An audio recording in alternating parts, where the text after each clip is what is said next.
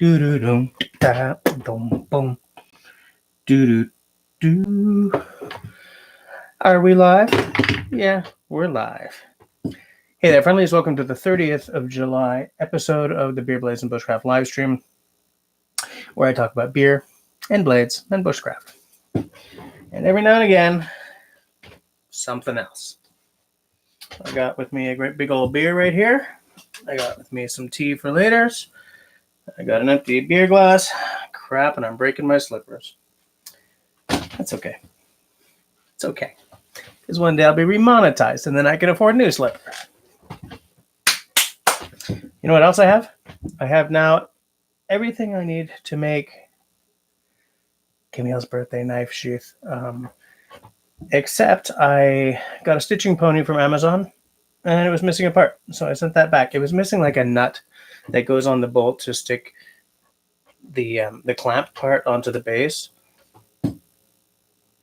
So I could have just gone and gotten a new bolt. But if I give you money for something, I want it to arrive in good order. So it's gone back. So I'm probably not going to have it done in time for her birthday. However, it will be done fairly soon afterwards, I think. You know what I'm saying? So yeah, I got my tools. Is that a skiving thing? Oh yeah, I showed you guys some of the stuff when the first delivery arrived. That's hole punches, right?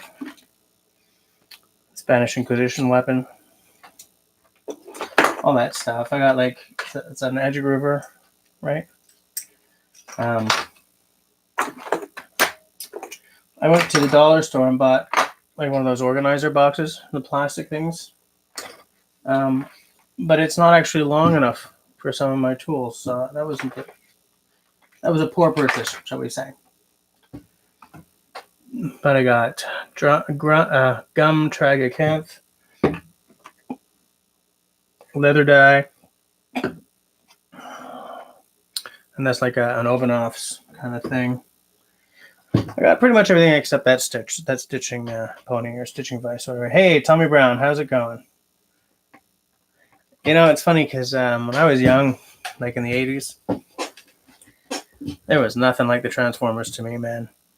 I had bazillions of them. I watched every day after school. And these new movies, the Michael Bay movies, they just ain't. He just doesn't get it. You know, he just doesn't get it. So, Tommy Brown, how's it going? Have you been on the live stream before? I don't think I recognize your name. If not, welcome. It's always nice to have a new face. If you want, you can slap that like button. If you don't want to, that's fine too. Do you have a beer with you tonight? Fairly often we all have a beer together while we're doing this, but not everybody does. I also have a couple of knives here with me tonight because I always like to have a couple of things to talk about. I always have my favorite axe sitting next to me, you know, just in case a log jumps out of the forest and needs to be chopped or something. I don't know. I just like looking at it. Hey, Simone, come over. But yeah, so that's what's happening here on this day of days. Just kicking back, talking about some stuff. As you guys may have seen, I was off on the Bruce Peninsula for a week. A couple of weeks ago. While I was there, I shot 4 videos, and they're going to go up. The first one just went up on Friday. The next one will be up next Friday, and so on. Tommy Brown, what? I got distracted. What's your thought on the new Transformers movies? Do you like them or do you kind of hate them? Are you like old school Transformer nerd, or you kind of like the new movies? What I find is in the new movies, whenever there are 2 Transformers actually fighting, I can't tell what anyone's shapes are. It's like they just took a bunch of pots and pans and threw them down the stairs and filmed it, you know? Glass from my trip to the Bruce Peninsula. So I think I showed that off last last week. I'm still all squinty because I'm still hay fevery. And we might be getting hit with a massive thunderstorm tonight. So if I suddenly disappear, it's because the power went out, okay? So how is everyone tonight? How you guys doing? Simon, I saw you over at Dennis's live stream. How's the sound? Am I loud enough? Should I bring my mic a little closer? It's not very nice, Simo. Hey, Rod Markins. I saw you over at Dennis's live stream as well. How's it going? Sound is good? Okay, good. Glad to know. I'm glad to hear it. And, hey, Simon, do you know if LT is going to be around tonight? Rod, have you been on my live stream before? I don't remember if I've ever seen your name.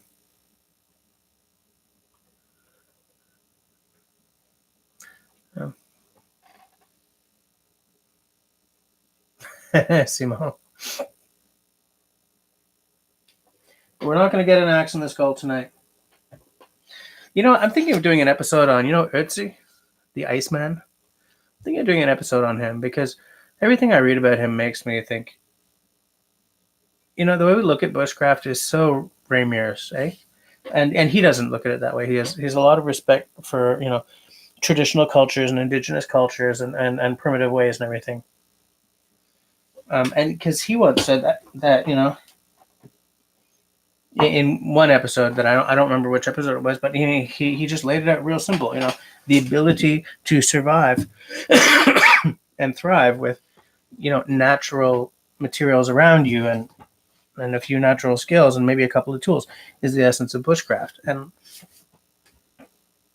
the term is very modern, but the skills and the reality of living that life are not. And Matt, your PC broke. Oh no. I once broke a computer by accidentally putting the headstock of my base through the monitor, and it was on an iMac. So once you broke the monitor, you broke the computer. So I feel your pain.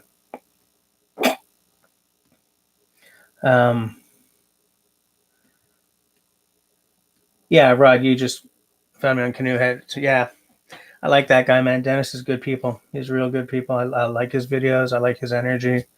Have you been watching him for a long time?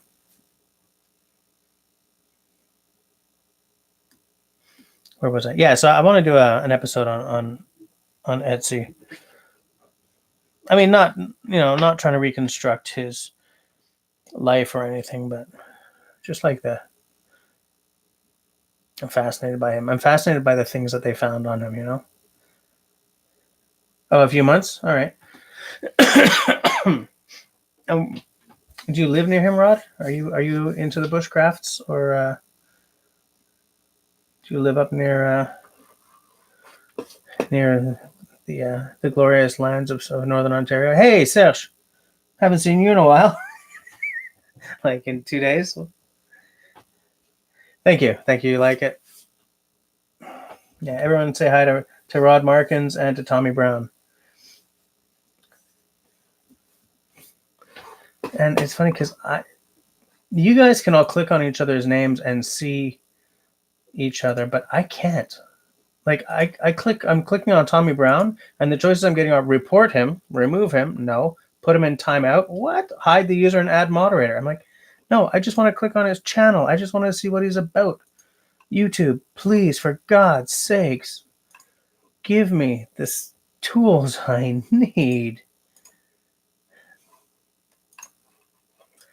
Oh well, someone else check out Tommy and Rod, and you're in WV. Is that that's not gonna be Wyoming? What's the other W? Wisconsin. WV. West Virginia. Mountain Mama. Played in the woods your whole life. Oh, I wish I could say that. I played in the woods a lot as a kid, but not my whole life.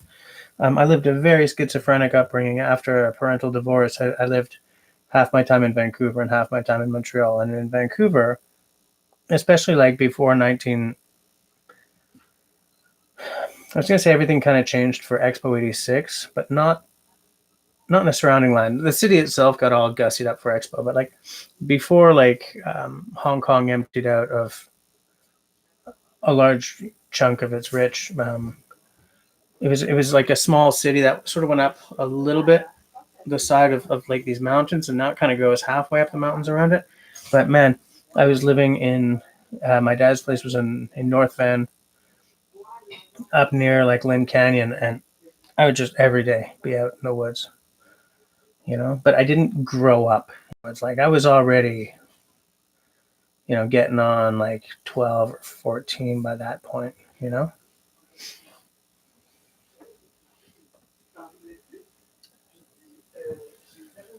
Um, Dr. Sharp, how's it going? And Zach. And Zach. Oh, I think Zach has seen my Instagram photo of was it yesterday? Well, I don't know, Seth. I mean, the chat's a little thin, but we got two new guys here, and I'm always happy to see new guys hanging out. Simone, did you say you knew whether or not the LT was coming on? So I'm wondering if I should show off my beer or not yet.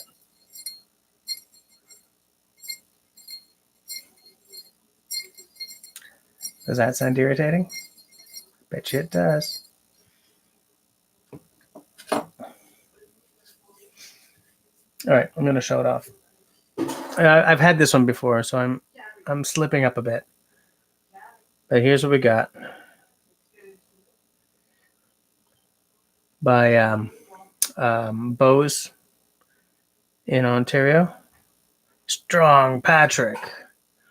It's from their Wild Oats series. Ale Rousse de style irlandais. So it's an Irish red ale. Ooh, it's a 6.7%. Okay, that's a little stronger than I was hoping for tonight. And it's 600 ml.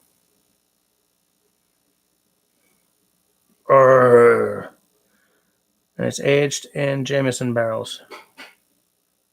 Vie en fût de Jameson. Yep. So, the ingredients: local spring water, local to Vancleave, Ontario, that is. Organic barley malts, organic roasted barley, organic hops, and brewer's yeast. That's a lot of organic. I just love it. Pot, baby. Please note, I did not drown my computer tonight. And I shall endeavor to not overdo the head. It's a terrible thing to say.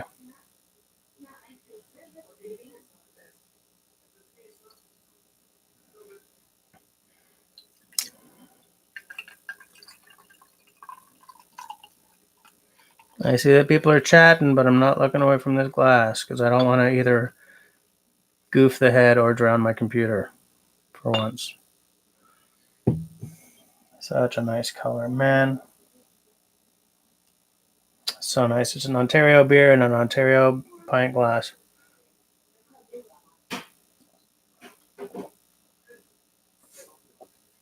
Oh, so good. Rod was born in Cleveland, moved to West Virginia at 7 years old. Nice. Simone doesn't know if Dr. Sharp, before it's too, did you see the last shelter video shown? I haven't seen the last one. If you want to throw up a, what I'm doing is I'm diving back through his stuff. So I'm not sure what what I've seen and what I haven't. I'm just sort of like picking what seems interesting. Excuse me. If there's anything specific you think I should see, just drop it right here, and I'll definitely take a look afterwards. Simone, you had one of their beers last night at the brewery. I would like to thank you, Serge. I would like to. It's funny because we were offered a gig there this summer, and they said we can only offer you 150 plus like beer and swag. And we're like, fine. We work for $150 a night all the time, but it wasn't each. It was for the whole band. And the thing is, Vancleave Hill is a hell of a drive from Montreal for It's just split $150 three ways. So we had to say no, but it's too bad because I would have liked that gig. Rod Morgan, been 3 years since you had a beer. I used to drink it by the gallon. Oh, in that case, congratulations on 3 years. Zach, you were on 76 doing admin work for your Discord client. Had to kick some guys out for rule breaking. What kind of rules? Yeah, Dr. Sharp. A lot of those Irish style beer are good, like fall and winter beers. A little less good for the summer. My tastes do tend to hove a little closer to the IPA thing end in the summer. But I'm never really fully into the lager IPA side of the things. Oh, Tommy, I had to restart your phone. Okay. Oh, you're new from Canoe Hound. Okay. Yeah, as I was saying before that, I love Dennis. I think he's a great guy. I love his videos. He's got great energy, and he's got a lot of good skills on him. So, Tommy, are you from Ontario? Are you from down in the States? I don't want to know exactly because I know some people on YouTube get real squirrely if you ask exactly what city they're from. So I don't need that. I'm just wondering. And are you like into canoeing and bushcrafting and stuff as well? Alain, comment ça va? Yes, thank you. Every time I wear this shirt, everyone's like, yeah. Right. Oh, you lost your taste for it. Yeah. Fair enough. Hey, Hamza's here. How's it going? Dr. Sharp. Oh, it's okay. Yeah. Okay. I'll just check the last one. I'll just check the last one on his channel. I'll check it tonight. I mean, do you want to get a hammock? Those right now, if you go to their site, they're on sale for like $23 Canadian. And I think it might even be free shipping. So if you want one, that's the way to go about it. They sell them in blue and in green. Do you want me to bring up the site here for you? What the hell is it? Couch.ca. Hammocks.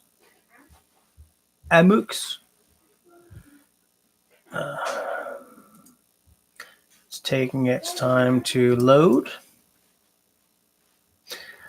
I'm not in love with the internet today. I gotta be honest with you guys. I'm having some trouble here.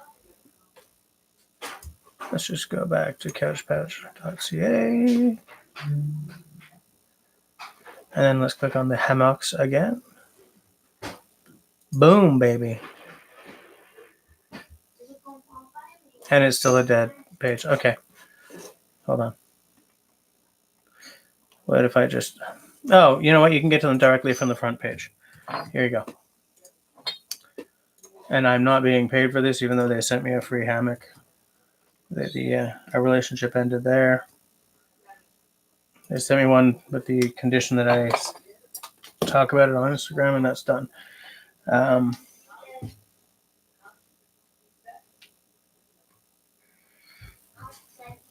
there you go, Alain. Affordable as hell. You and Serge can each get one. Then the next time all three of us go out. Wouldn't that be amazing? Joliet, Illinois, 40 miles west of Chicago.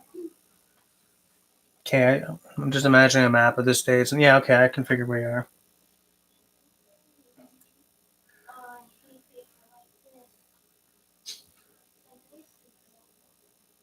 Simon, you're from Joliet? I didn't know that.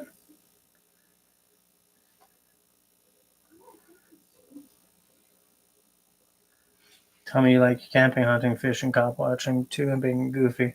I don't really fish. I have some fish allergies, so I don't fish. But I do like to get into the woods. I'm a terrible hunter. I have a very bad success rate. But I've come to the realization that it's because we don't choose our areas very well. The one time I actually saw a male walk into my sights, he just had pins. And in Quebec, I think they need to be 10 centimeters to be shootable. So 3 grown men sleeping in the woods. Hey, you know what? I would love to sleep in the woods. I'm not sure if I would sleep in those hammocks though, because they don't have like the bug net. And for you guys who didn't see my Instagram, um, Pouch Couch sent me a hammock to do an Instagram post on, so I did, and I liked it quite well. It was very comfortable, but like they call it a camping hammock, and it's kind of just a loungy hammock. Like you can wrap yourself in it, to get out of the bugs and everything. But like it doesn't come. It's not like a Hennessy hammock. But here's the thing: they're like $25 or $30 instead of like 200, like my Hennessy cost. So I think they're pretty cool.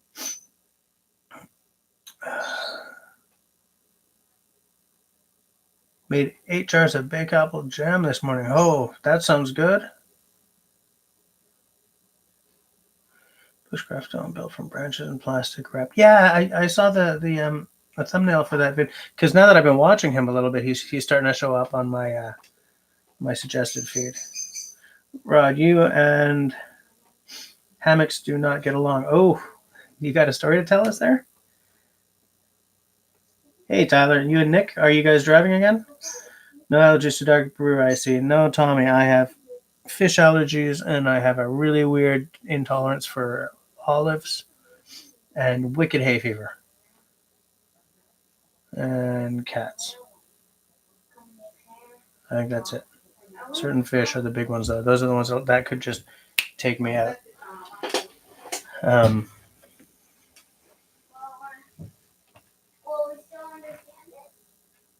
Yes, Hamza, those are des inséparables. We have 2 of them. One of them's kind of on its way out, so we will soon just have one of them. And yeah, it's interesting that you recognize that. Do you have lovebirds, man? When we first got them, they were real cute, but man, they're loud. Okay, so you guys are doing the usual drop off. Okay, that's fine. So Nick, I think you follow me on Instagram, but your account is secret. If you're the one if I'm making the right connection there. Not secret, but locked. Not made for them. You also turn a lot when you sleep. Okay, yeah. I turn a lot when I sleep too, but I like my dog. Those of you who've seen a lot of my videos, Camille, who's my sometimes co-host, that girl rotates. She'll start with her head up here, and be like this, and then be like this, and then be all spread eagled. And so when she's like, "Daddy, I can't sleep," I'm like, "Go, just go."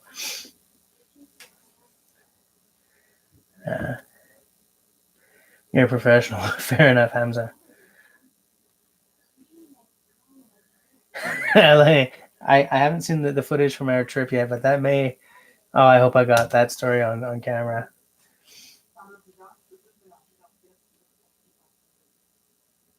Yeah, okay, that is you. All right.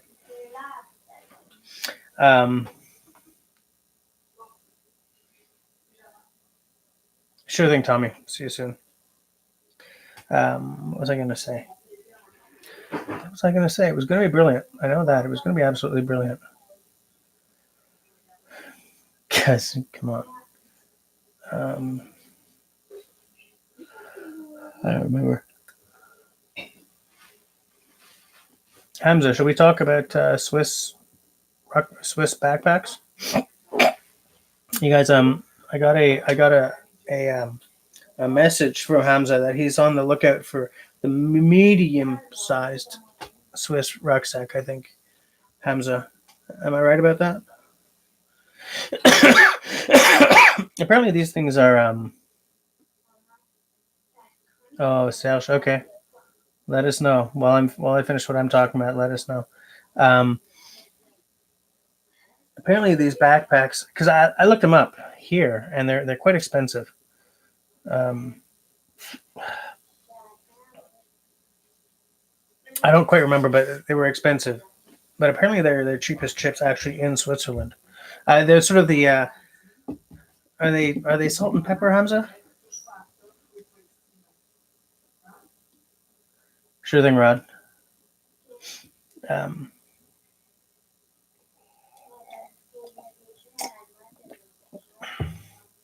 So, Hans, are you still looking for a trade, or because what you left me, the message you left me today, I'm not entirely sure if you're still looking for a trade, but anyways, I looked at these things and they're fairly cool. I'm gonna see if I can find one.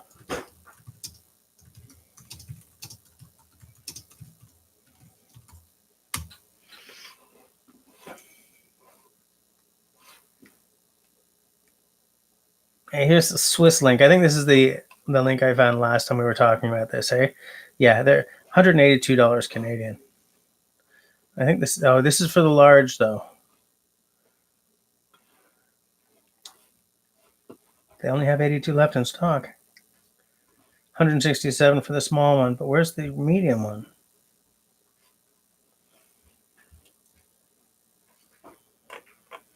But here, I'll just share it with you guys. I mean, you guys have seen these. They're really cool.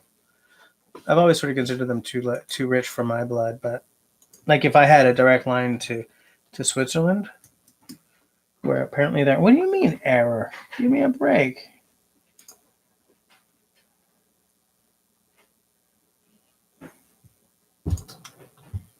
Do I have to actually? It's my channel, YouTube. I'm not spamming my own. Okay, you have to put the .com in, but there you go. So where is it? So you were talking about buying land. So for fun, you started looking.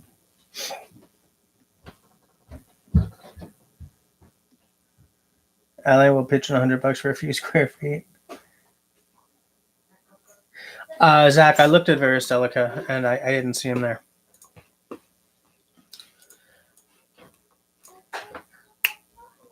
You know what I did see from Veriselica fairly recently though, like this past weekend? Serge, do you want to tell him? Okay, I'm back at Veriselica.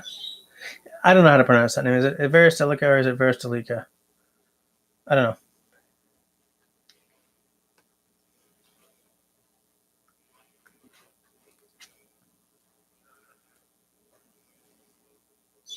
I'm just taking a look to see if, maybe.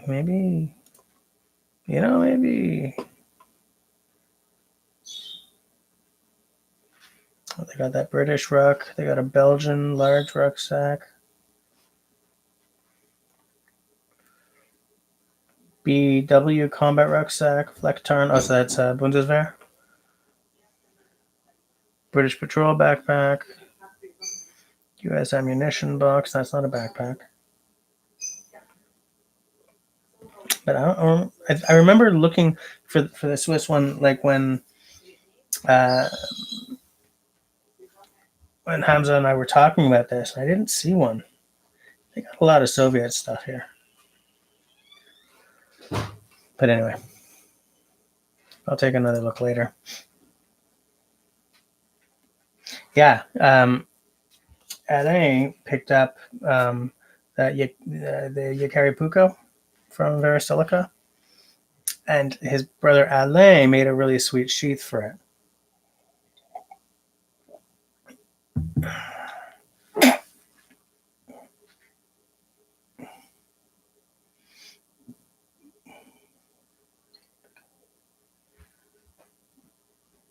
Verisilica?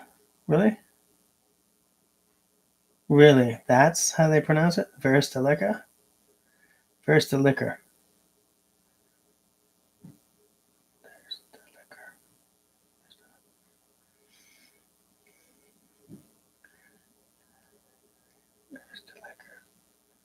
Verisilica.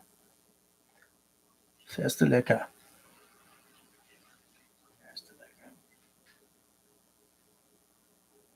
I'm going to practice this forever.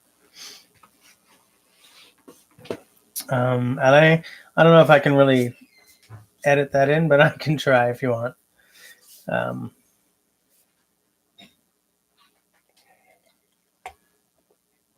Yeah, so as I was saying, since I sent the leather stitching pony back, or stitching vice, or whatever it's called back, I have to reorder that.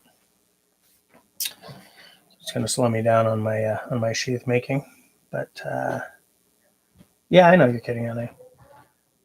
It's going to slow me down on the sheath making, but I'll get it done at some point.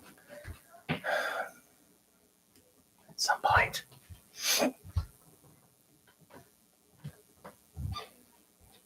Yeah. Ya Caripuco. Ya Caripuco. You know who probably knows how to pronounce that? Dutch Bushcraft Knives. Hey, where the hell's Outdoor Dauber tonight? Excuse me while I text his ass.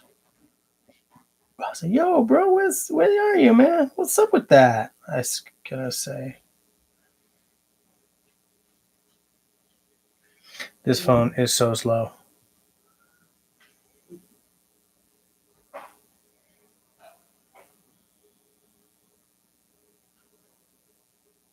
Where are you? Whoops, I wrote Yulu because autocorrect loves me.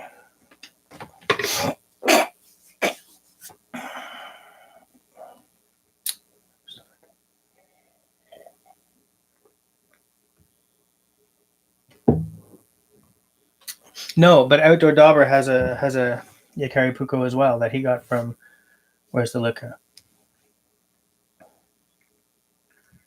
Oh, he's sewing his awning. Okay. Yeah, well, a Jaeger is a hunter, so hunter knife makes sense. Anyways, it had a great feel to it. I was really, really impressed with it. I liked it a lot. I may have to buy one next year when I'm back to my full income again. You want to make a leather belt like Rick from The Walking Dead? Well, without the gun and holster. I don't know what Rick has.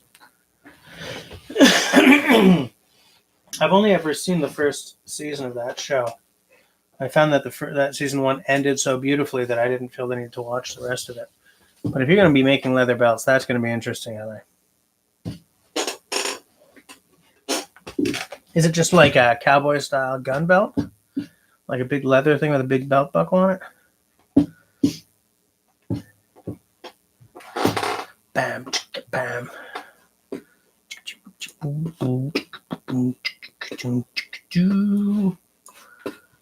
Just seeing if I can find.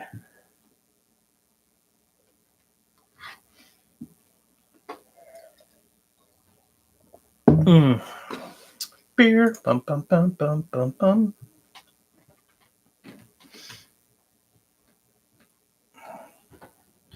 Serge.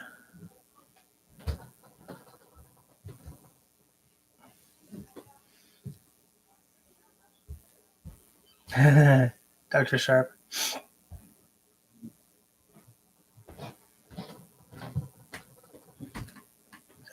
Carl.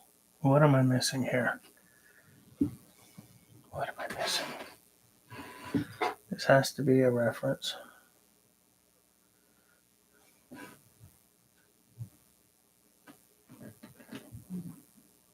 I missed it. I can't figure it. But anyway, so it has a holster for a hatchet, a knife, sheath, and pouches.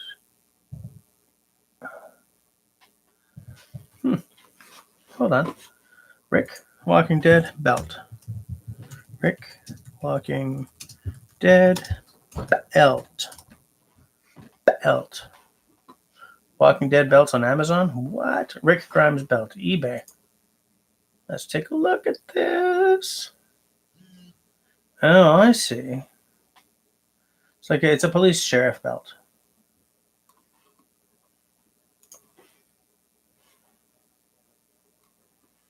Oh, here's one for the Rick Grimes figure. Yeah, I see what you're saying. He's got like little pockets for like magazines and stuff. It looks like it's your typical police. Oh, is he the one who's the sheriff or something? Carl is from The Walking Dead. Okay. Rick from Walking Dead calls out Carl all the time. I didn't even know that. It just goes to show you that I am not up on my television culture.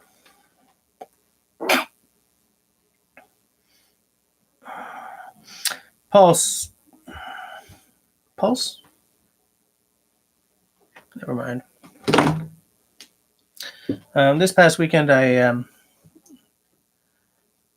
continued the using the. I'm going to start that entire thought again. This past weekend, I hit the bush with Alain Serge.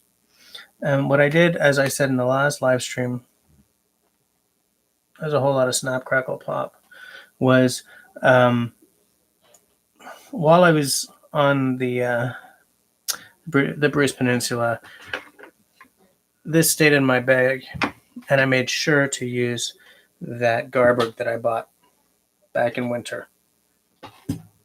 And the upshot is I like the Garberg a lot. And it's funny because right now the two knives that I use most are both stainless. I'm a carbon guy, but the two knives I'm using right now, partly because of the weather. Well, this was because it was winter. Stainless, which is not technically my metal de choix, and synthetic handles. Like if you asked me what I consider my knife style, like Jesse's home base knife style, it would be this thing, right? The thing that you guys have seen through the vast majority of my channel. Leather,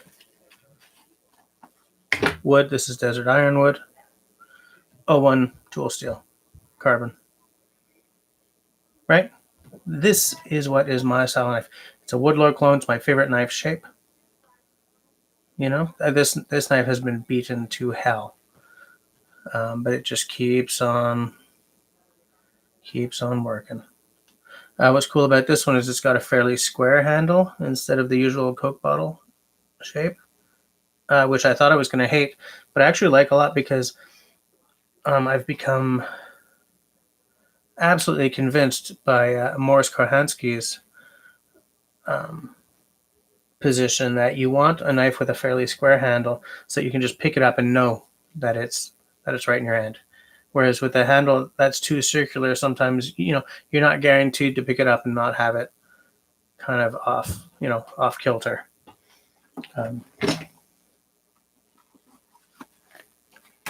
This is gonna be Camille's knife one day.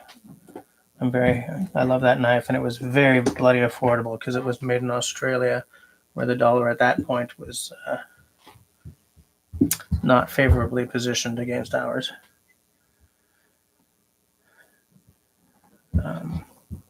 Yeah, I have exactly the same thing, Dr.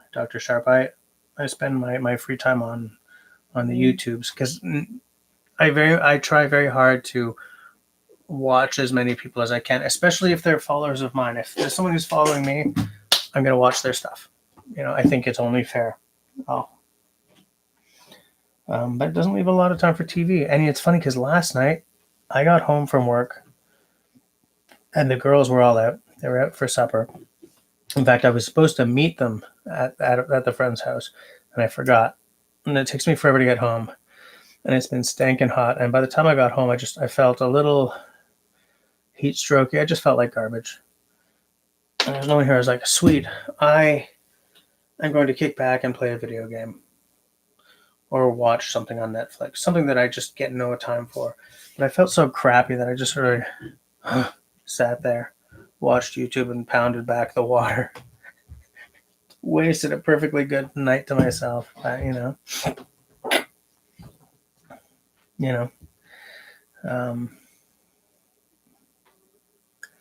Stainless is the way to go. Yeah, I know you like stainless, Simo. I know you're a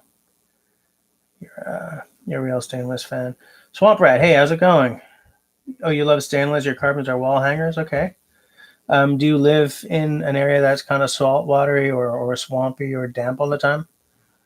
Because I've been using, like, this is sort of going to be my winter knife, and this is generally my summer time, dry weather, wet weather kind of thing,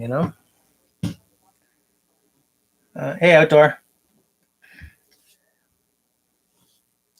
I was wondering about you because Serge just got a Yakari Puko. And I figured you would be interested to hear that.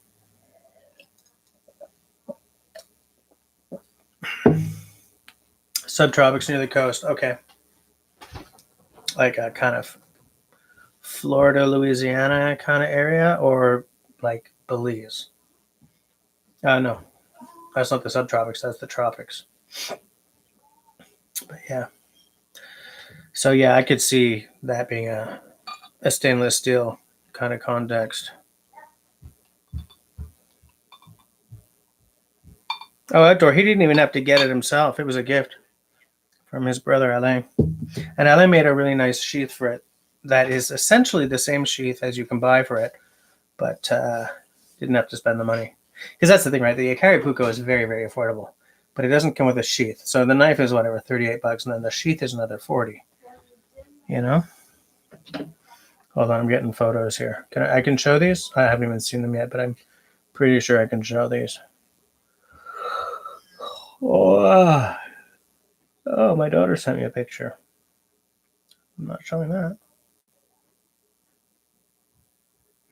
Oh yeah, that's okay. That's the Rick Grimes belt that you want to make. Yeah, that's cool.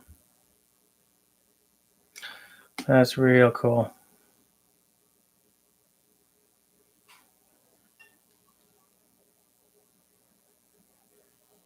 Yeah, I would love to see that if you make it. But yeah, so Swamp Rat, welcome to the stream. Always nice to see a new face. And just Rod's back. Hi there, Scott. Hey, how's up, Scott?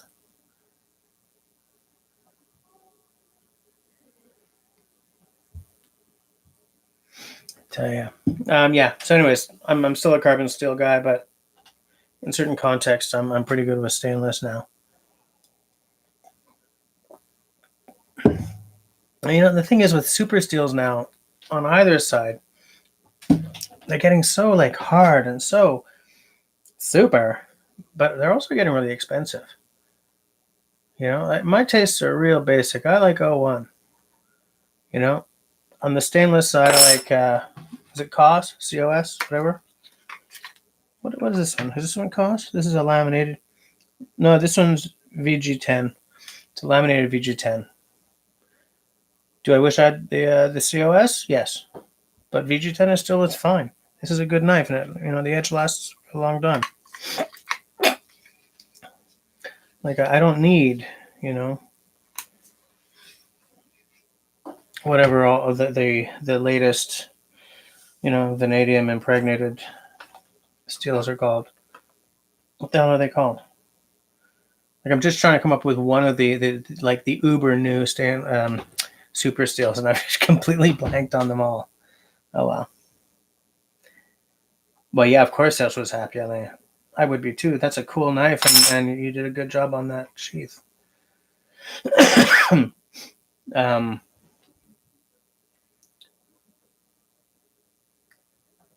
Should make well with that pack. Yeah, and by the way, this past weekend, he used for the first time both the knife and the pack. So it was a big weekend for Sesh.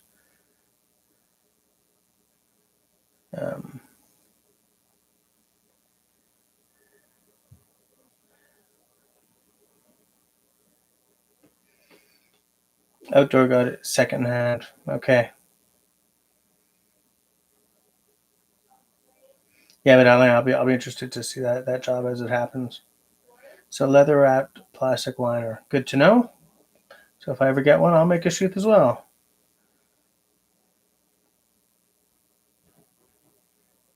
I'm just seeing what's going on here.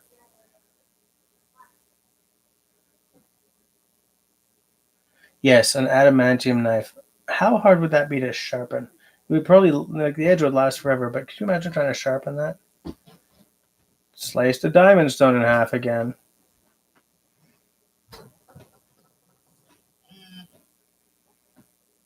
Your custom is 8670. Super steels are harder to sharpen. I have a Boosie, Scrapyard, and Swamp Rat collection, but they're a pain to sharpen in the field. Yeah, it's almost like you don't bother trying to sharpen them in the field, you know?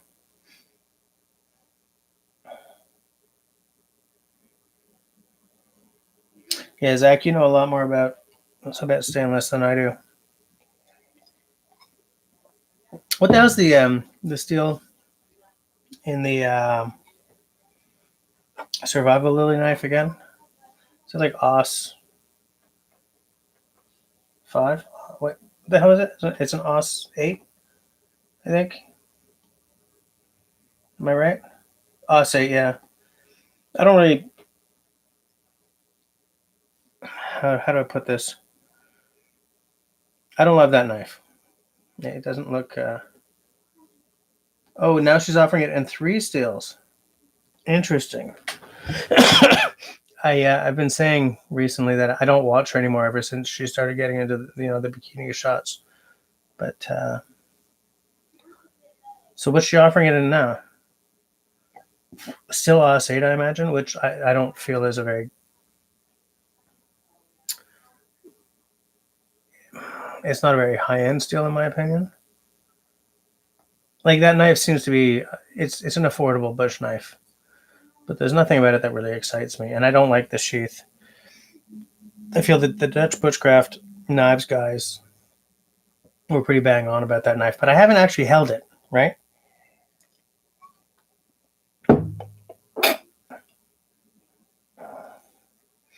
Your TBS Grizzly is 6mm. Whoa. K720 high carbon, nice.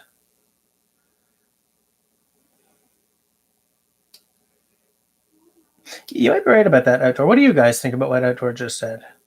But the super steels is that they're going for outstanding edge retention for those who don't know how or don't want to sharpen. What do you guys think about that? Does that ring true for anyone?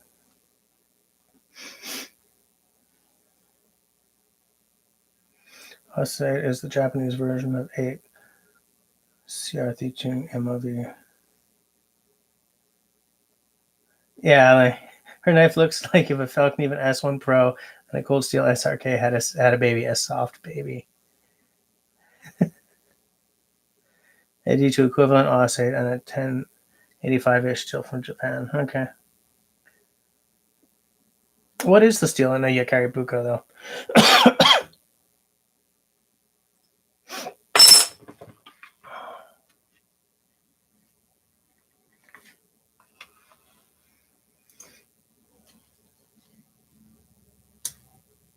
Scott likes to sharpen. I'm okay with sharpening. I find it hard to sharpen this thing because I don't have a lot of experience with convexes. I'm okay at it. Damn it! Come on, fool! Like I'm okay at it. Like it's pretty sharp, but convex is definitely not my comfort zone. Forever I've been all about the Scandies. I only own 2 convex knives. My axe obviously is convex, but I find that the way you hold it and everything when you're sharpening an axe is very different. So I don't have quite the same block for the axe as I do on the knives. Like, I mean, you know what? You know that these are convex. You can see it, right?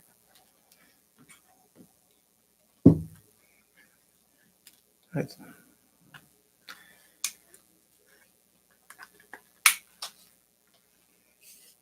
there we go. Scott sharpens the steak knives. I would as well. 80 CRV2. Is that what the Yakaribuko is? Equivalent to 1084, okay. Moving trucks took too long. Nice knife. So, Tommy, you're at work. Do you work overnight?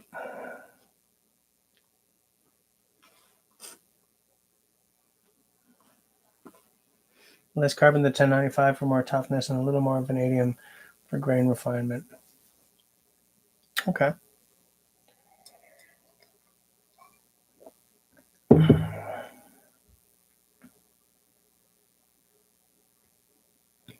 Yeah, but Zach, I think what he was referring to is that they do tend to retain their edges much longer, unless you're Mickey and Martin, like battening through bricks and stuff. But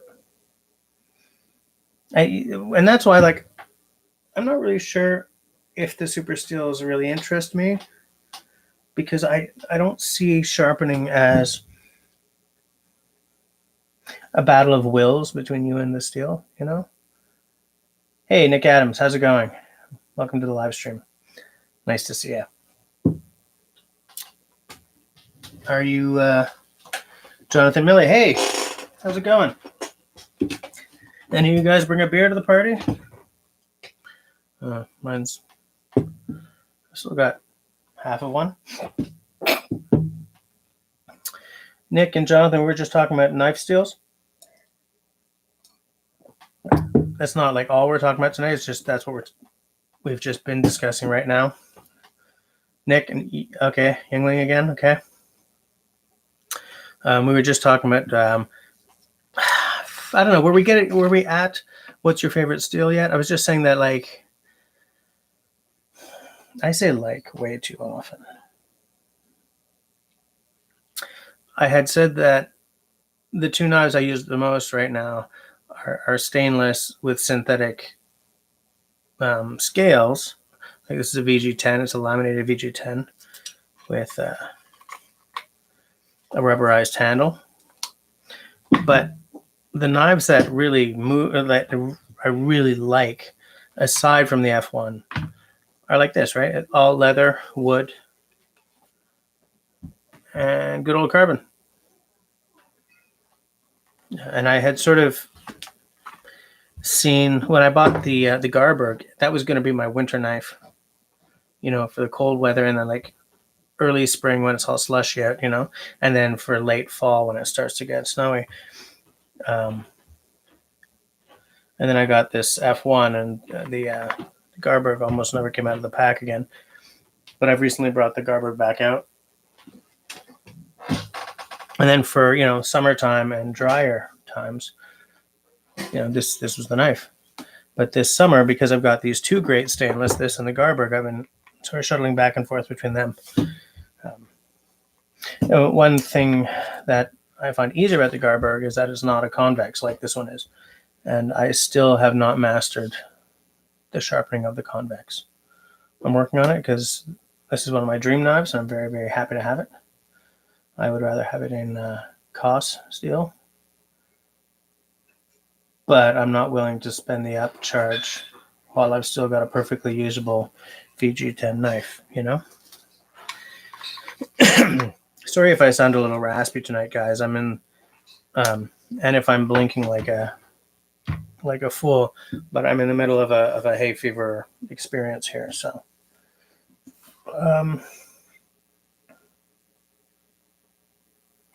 Yeah, Kyle Noseworthy is A, very good sharpening source, and B, a really nice guy. I like that guy too. 8670 is still used to make sawmill saw blades. Those really big ones? Scott. Like, totally. Zach, the thing is, I feel that once I figure out how to zone out, or I guess zen out while sharpening, and just sort of be in the moment, I think I will enjoy it more. But yeah, right now I'm with you. It's kind of a chore, that I don't love.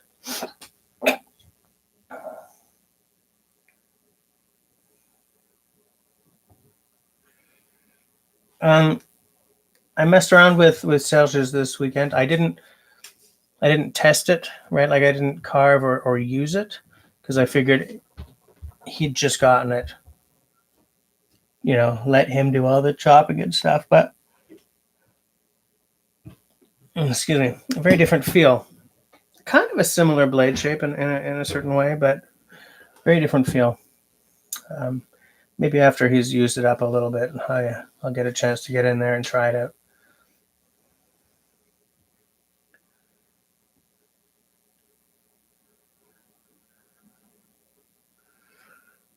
Can easily get a sharp edge on 1095 and lower, but damn D2 is kicking your ass. Good to know. Jonathan usually ends up frustrated. Oh yeah, because you. Sorry guys. Yeah, it's hard to get a shaving sharp edge. At my skill level, that's for sure. I can get them pretty sharp, but shaving sharp I really have to work at.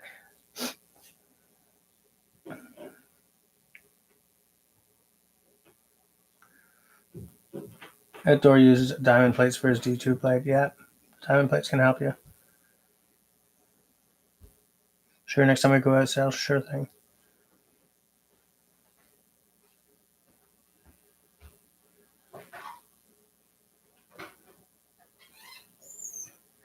Zach, really? About D2? I didn't know that.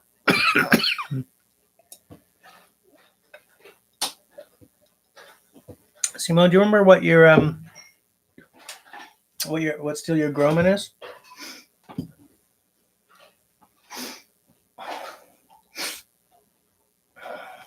Because I don't think that those Gromans are a very high end steel.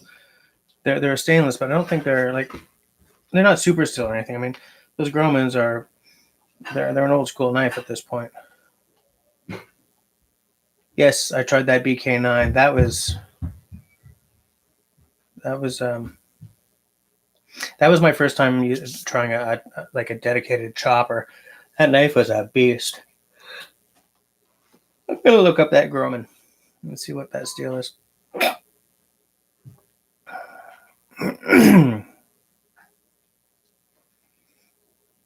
Oh, Scott, you have a Triumph? I don't ride bikes, but if I did, I'd want either a Triumph or a Ducati. Groman Knieves. I'm gonna see if I can figure out what that steel is.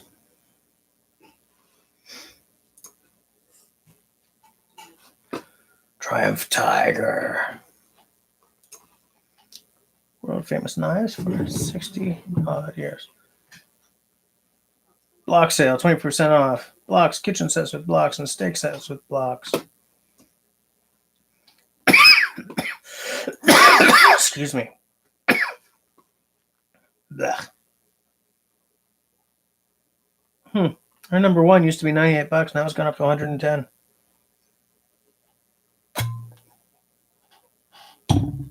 I don't want to drown the computer, so I'm going to put that over there. Number 4, Survival. Wow, that's gone up in price too. That's 143.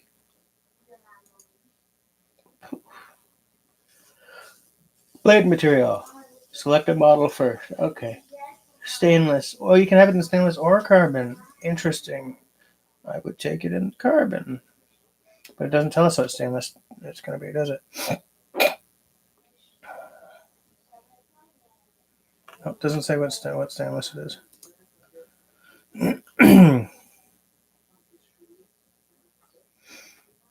It's funny how when you buy one of these, the natural rosewood is included. White resin wood is an extra $10. Black linen micarta is an extra $10. Water buffalo horn is an extra $48, or a stag horn is $86.25 extra. Why wouldn't you just take the damn rosewood? Rosewood's nice. Not fancy, but it's nice.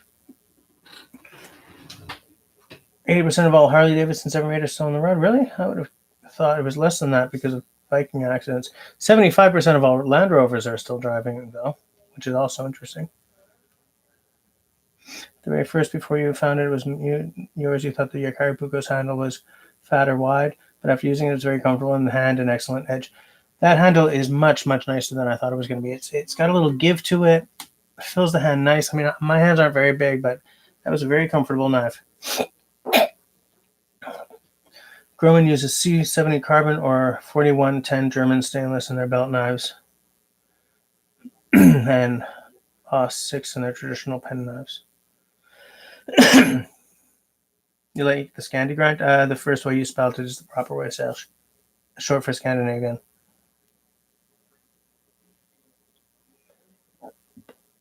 Oh, you found that little lump to be too much?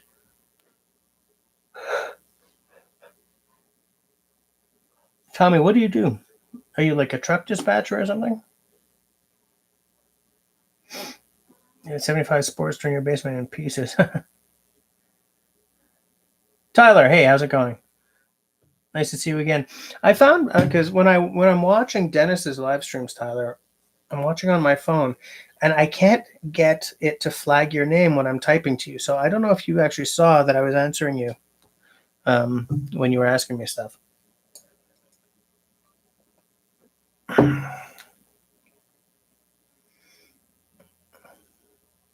Outdoor. Okay. Funny, man. I like it. Oh, okay, Tyler. Say bye to Nick for me, for us all. I did hit the at mark. Weird. I just don't get it. Yeah, the Akari Puko is a saber grind, I think.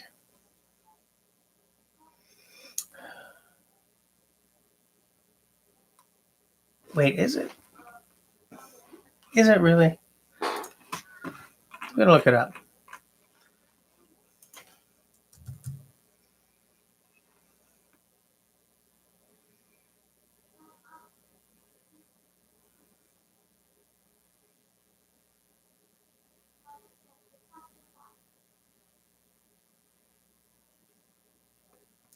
Elaine, the one you ordered is the 110, eh?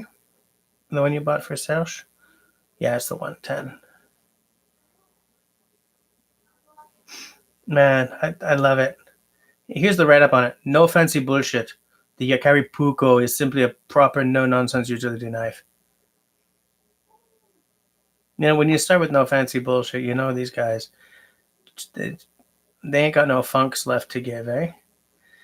Traditional finished Puko blade profile with a slight drop point. Honest tool made for hard work, and it is definitely just like the few minutes I spent with Serge's is like, yeah, this knife is solid. This is a let's see.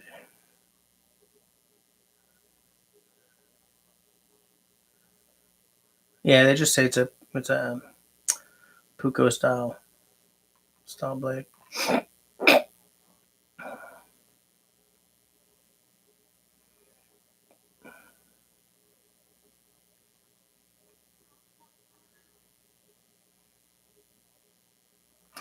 I'm just taking a look here. Yeah, they just keep it they call it a finished Puko profile.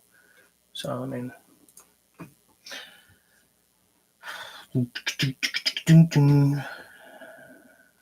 scanning with a secondary bevel. Can't wait for this weekend to shoot a video. What are you shooting this weekend, Tyler? Oh, can you say, or is it a secret until it's shot? Are you hitting somewhere special? You getting out in your canoe? Are you doing a solo canoe trip this weekend? Am I remembering that proper from Instagram? Yeah, the 110. You have a Mora that's nearly 70 years old. Really interesting. Do you know what model that was, Rob, or is?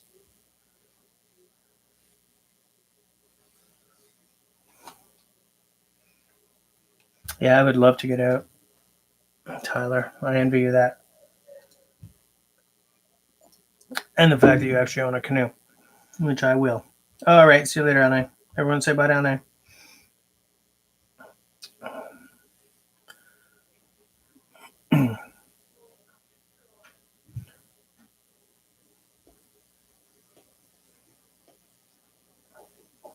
Like when you say Rod, the man who gave it to you, had a double grind, right? I mean, like a Scandi with like a secondary bevel just at the edge. What do you call it? Micro bevel? Was it like that?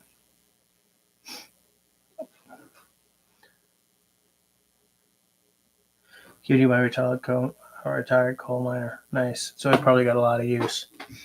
I love tools that have some miles on them. I don't like tools that never get any marks on them. You know, like that tool is begging you to use it. Get it out there.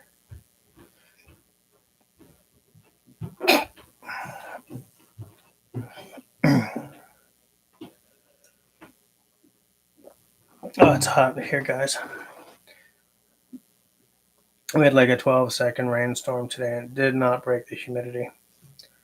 It's a little let down. Just a little bit. From what you read, a saber grind is a Scandi with a micro bevel. Does that one have a micro bevel on it?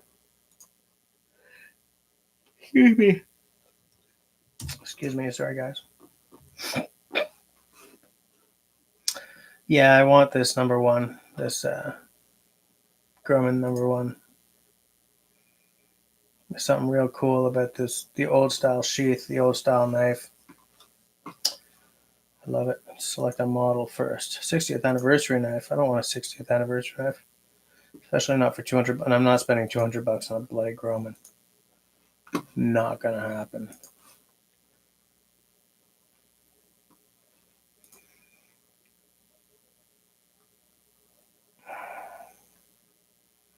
Stainless or carbon?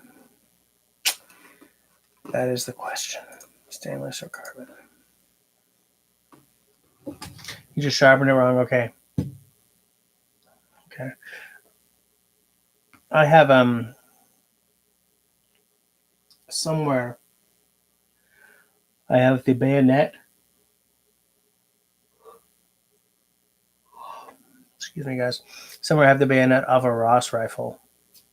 Let me see if I can find you guys the Ross rifle bayonet.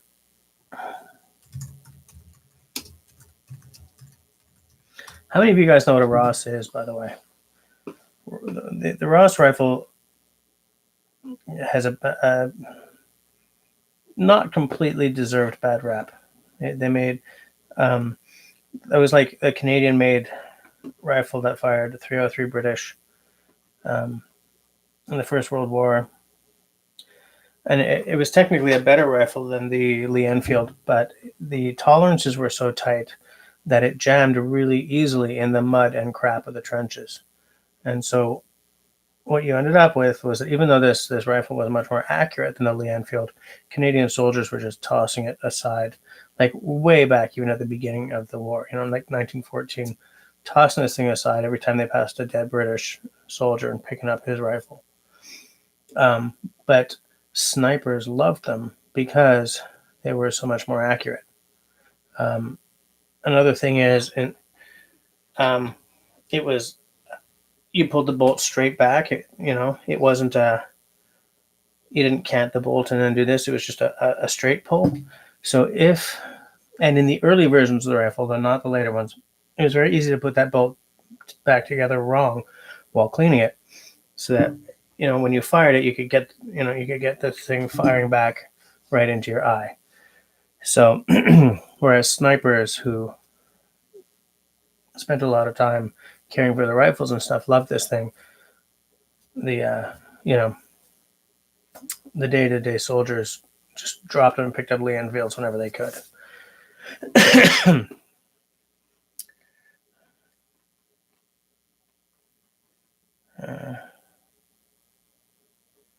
Here's one. So I've got this Ross rifle bayonet, but because someone who had it forever probably sharpened it with like a belt grinder or something, it's essentially a really long toothpick, which is too bad because it would have been really cool to have a Ross rifle bayonet,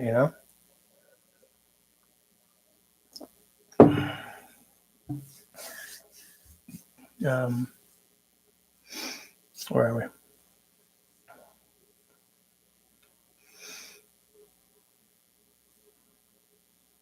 Google drives you crazy. They require you to re-authenticate. Oh, yeah.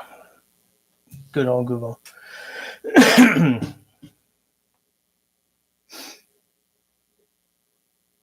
Oh, sales. Yeah. Okay. I was going to ask you how things are going on that front. Saber grind is a flat grind. Yeah, I thought that saber grind came much higher up the blade than it does on the Ikari Puko.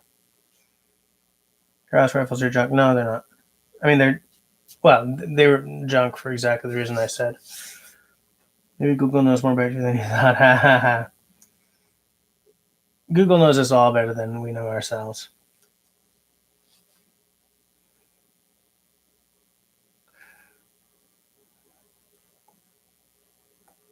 I think there was a Black Diamond brand of file as well. Now that I've thought about it.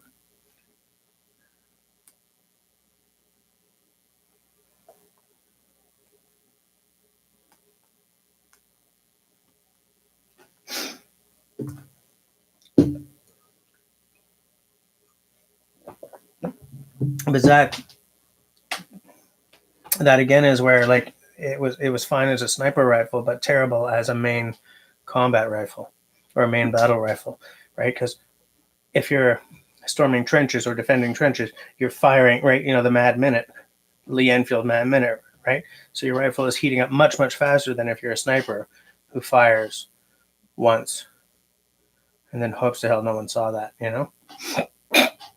Which is why they were used as sniper rifles throughout the war. I think I own 3 Walters outdoor Dauber, which means that we would own the same amount, the same number. Although I don't really count the file as the same thing.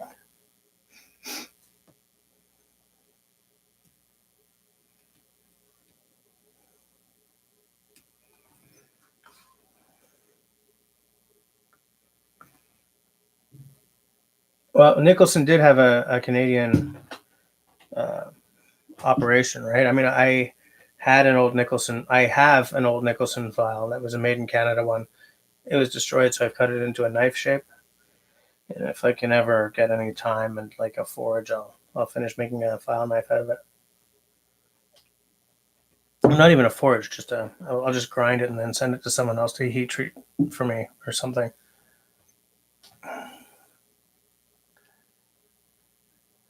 No, a double bit does not equal 2 axes. No way. That's not how it works. That just ain't how it works. That's not how it works. Well, the beer's finished. But tea's a good drink. You have a bunch of Canadian-made Nicholsons? Yeah, I would love to have some nice old files. I have a lot of files that are beat to hell, you know? I use them, but I know you can apparently get them sort of reconditioned. There are people you can send them to for reconditioning. I might look into that. See if I can't get a couple of them into better shape again. You know?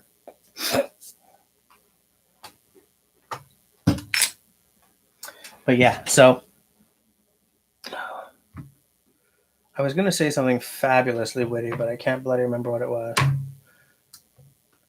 Hey, Craig's here. Wow. What an entry. What an entrance, Craig. I never find that kind of stuff. I never do. I don't get it. I don't get how you guys can find stuff like that. Because if I found a bunch of new old stock files, I would just buy the whole damn box. And buy them all, you know? Muriatic acid? Okay, that's good to know.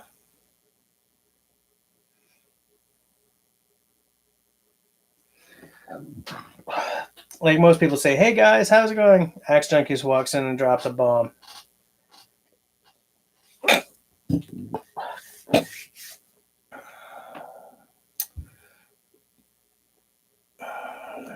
I'm just waiting for everyone to say hi to Craig here. Does anyone know if Dennis is still having his live stream?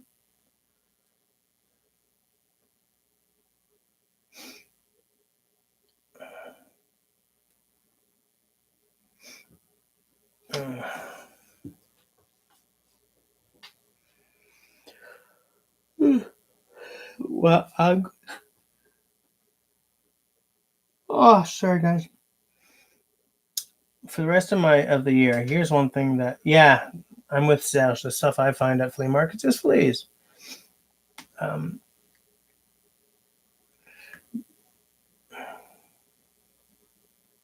Yeah, that's true. Outdoor Dauber can drop a bomb as well, but at least, you know, well, I don't know.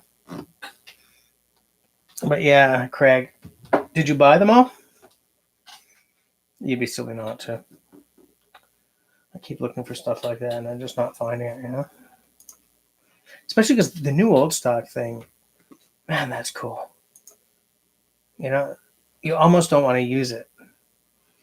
But let's face it, tools are meant to be used, you know? 40 of them, really? For how much?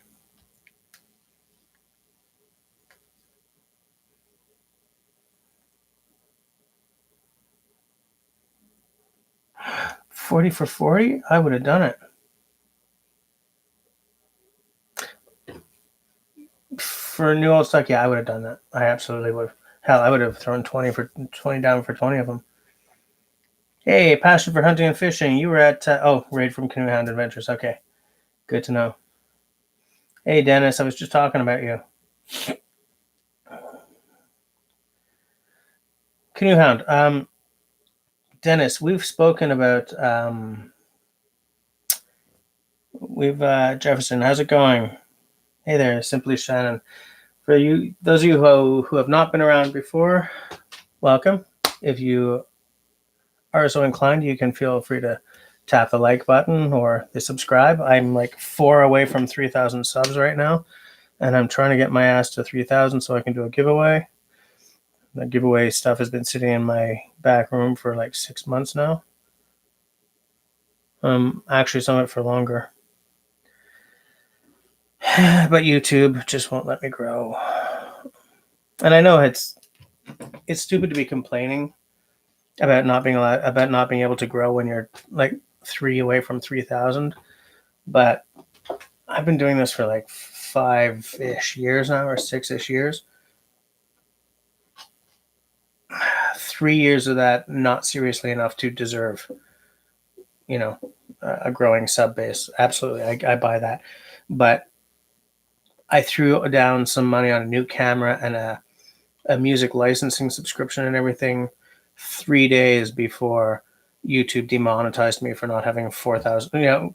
The current rules, you got to have 1,000 subs and 4,000 hours.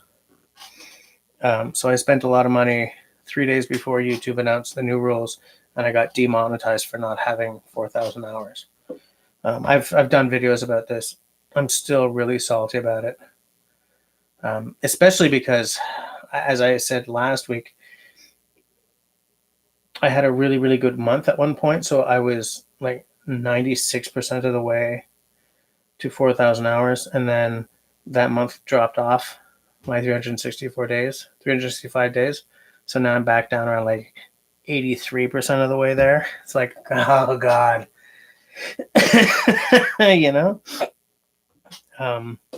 but like when Canoe Hound is like, oh man, I'm trying to grow as well. I feel that, because let's face it, everything at YouTube really, really starts at 10,000 subs.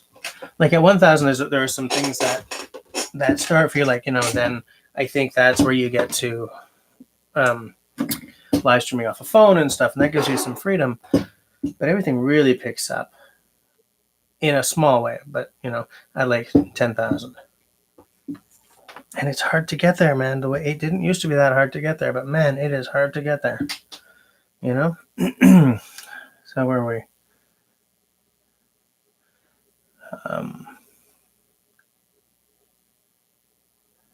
Where the hell was I?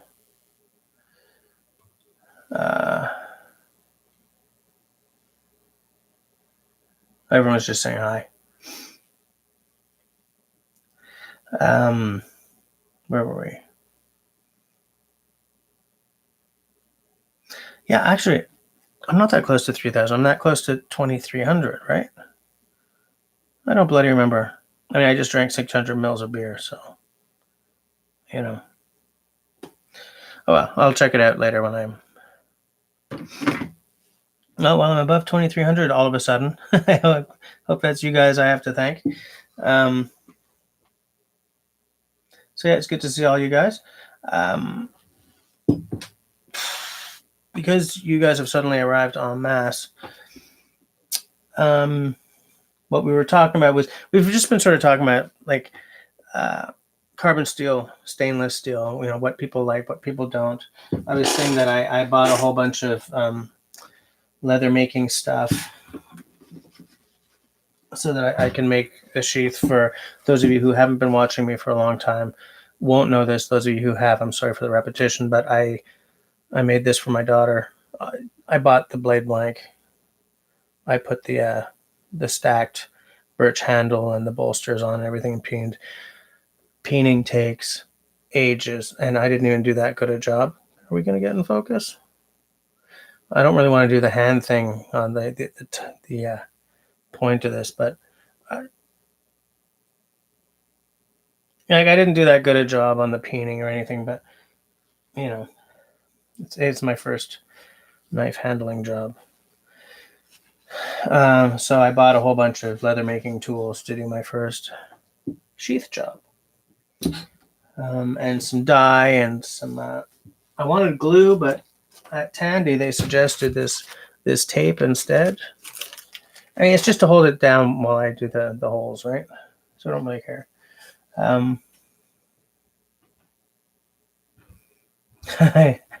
Canoe hand, yeah.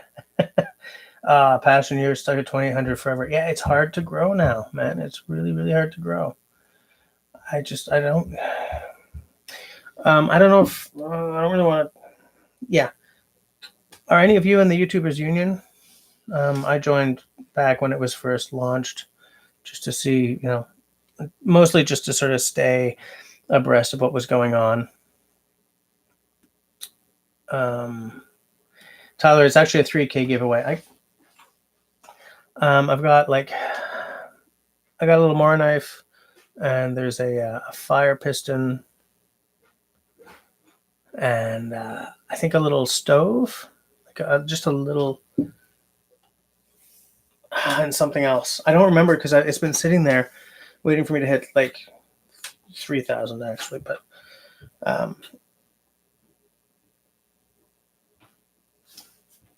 hold on.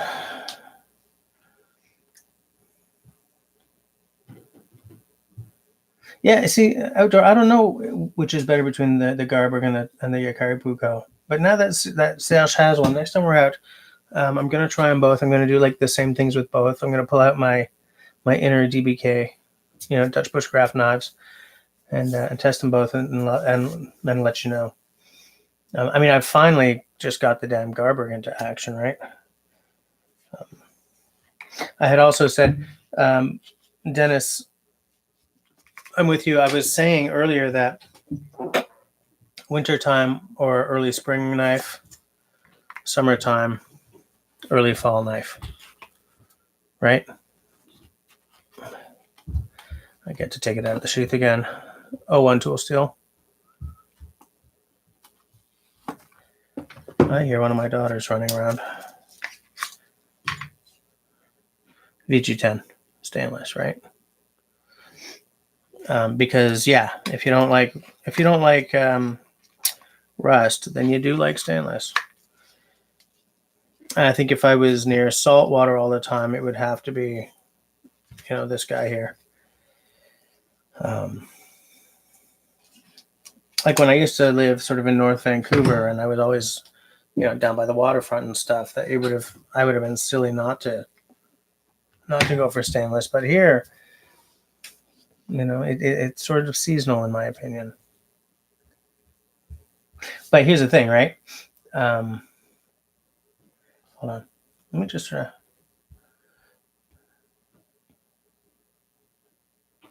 YouTube needs to move on because the Germans won't let this one go. You're absolutely right. Get the Condor Pterosaur to compare to. Yeah. Thanks for bringing that up. How many of you guys know about this thing? It's such a good looking knife. KnifeCenter.com. So this will be American pricing. I don't know if. Oh, is Hamza out of here?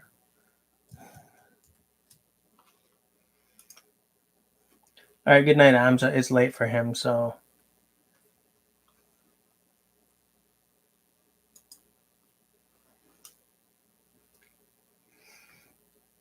Wow, Tyler, your 2K giveaway will be really cool. Where was I? Yeah,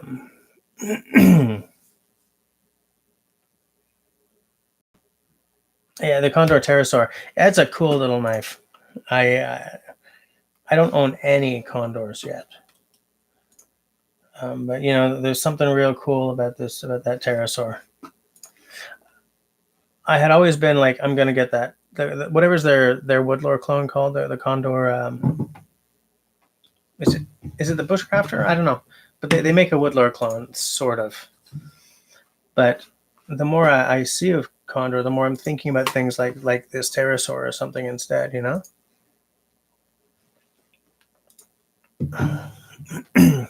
Chemtrails and Restoration. What's up? How's it going? Herbert T. Outdoors. Tyler, we need to both do a video about the challenge I told you about. Well, that sounds interesting. That sounds very interesting. For those of you who are longtime subs of mine, there are some new people here. I think if everyone just checked out each other's channels, and maybe if you like what you see, throw each other a follow or two, I think that would be really good. Small channels have to watch out for each other. We have to be smashing the like button. We have to be commenting on each other's videos, and we have to be supporting each other with a subscription every now and again, because we have to find a way to take back some modicum of control from YouTube. They've been calling the shots for a long time, but even small channels like mine and Dennis, and even Craig, his channel's not huge. It's fabulous, but it's not huge. Even as small channels, demonetized as we are, represent an income stream for YouTube, because someone who comes on to watch one of my videos will see other videos on the side and then click away, and those may be monetized. So I'm indirectly funneling money to YouTube. And so the fact that I'm not getting any love back is really pissing me green. And so,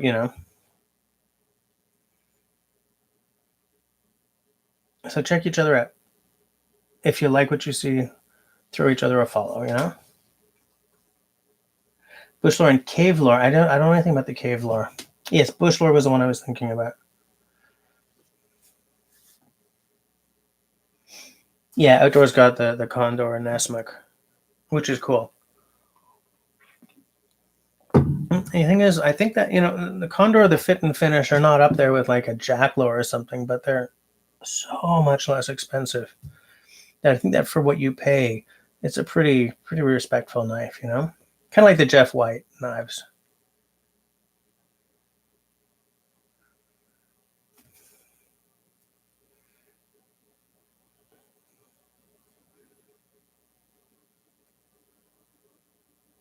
Still gonna go with your Essie, Tyler? Yeah. Yeah, that's legit. Yeah, chemtrails, exactly. For the price you're paying for Condor knives, they're almost unbeatable, I like this Pterosaur. Is that guy Flowers? Is he John Flowers? No. He does some designs for Condor. Jeff Flowers? What the hell's his name? Someone Flowers. How come I forgot his first name? Hold on. No, nothing.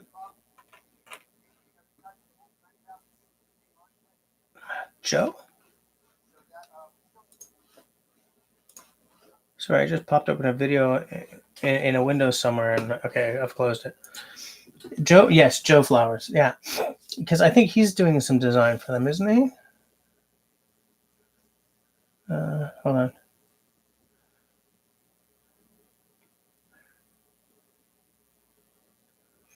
What's it gonna do in here?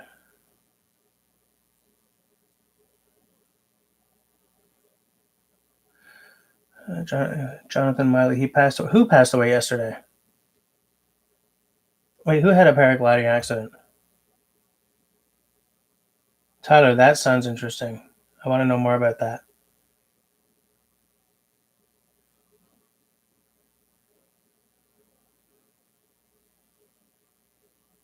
Wait. Who the hell passed away? What am I missing here?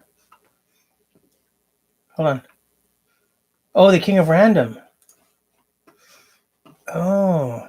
Is that who you're talking about, Jonathan? King of Random?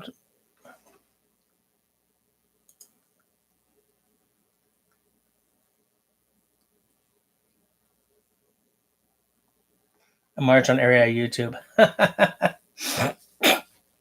Oh, Jonathan, you retracted a message? What?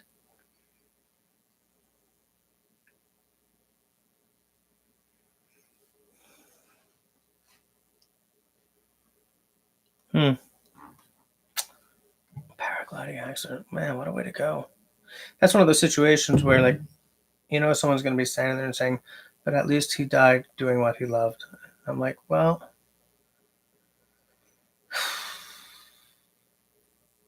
still not alive, you know? You know how I want to go? There are two ways to do this. One, I go to sleep and I just don't wake up. Fine. Hey, Craig. The other way is like sudden, don't see it coming, and it's done. It's over. Either of those would be fine. I don't want to waste away, by cancer. I've lost too many people that way to ever wish that on my worst enemy. Just like all these sicknesses, that bubonic plague, rabies. Oh God, no. Make it either fast or make me just go to sleep and not wake up. I don't have to be a freaking hero, you know?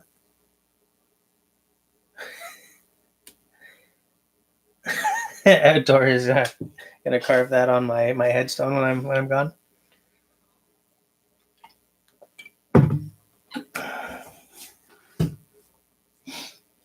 You know what?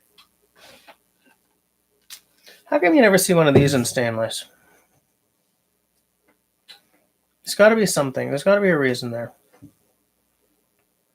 Or at least I've never seen one in stainless. They're always carbon steel, aren't they?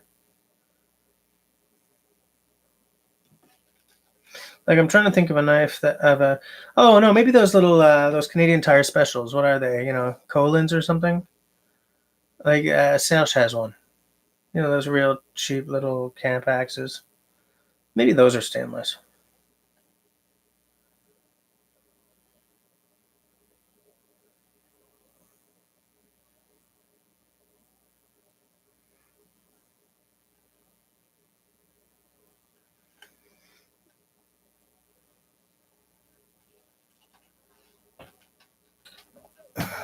Hold on. Craig is back. Nutsack retracted is the worst part of going swimming times 1,000. So combine it and develop narcolepsy. Why would I? Just kidding.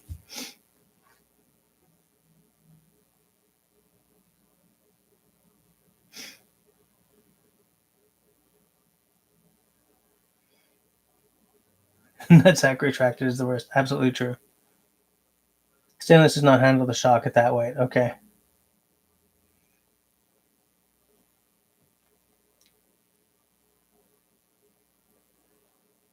Okay, that would explain it. Did you guys know those little? Oh, they're plated carbon. Okay. Because that question I just asked is the question that I've been like sort of dying to ask, but I've always been kind of embarrassed because I'm not an idiot when it comes to axes. So like, when you start out at something and you don't ask the question, and then 4 years later, you still don't have that answer, even though you're better at something. That was one of those questions for me.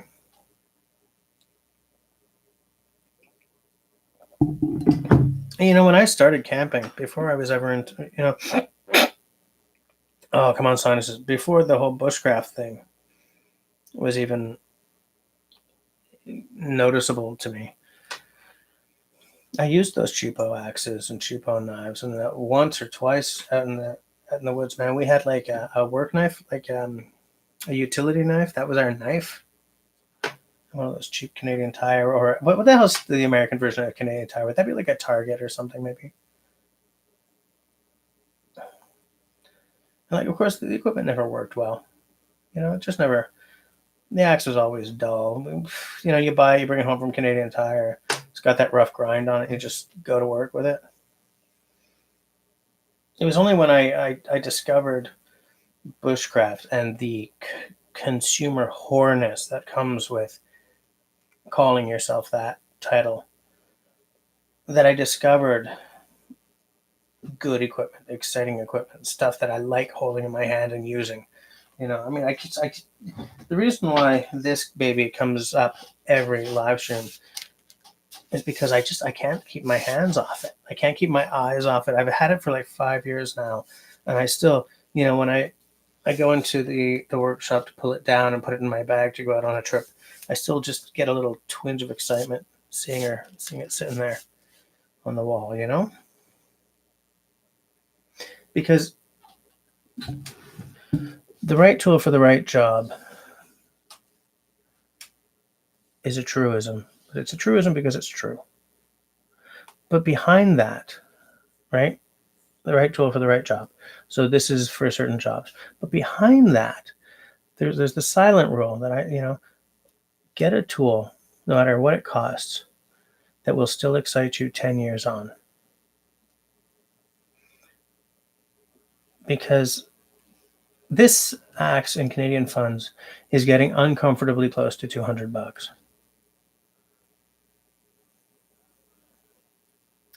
But in the number of times I've used it and beaten the edge to pieces and brought it back from the edge and, cared for it after a night in the woods or a day in the woods and split wood, chopped green wood, chopped dry wood, refiled the edge after chopping dry wood. Just, this is worth every penny. And it's going to last forever. I may have to replace the handle at one point, and one day when I'm gone, it'll be Camille's.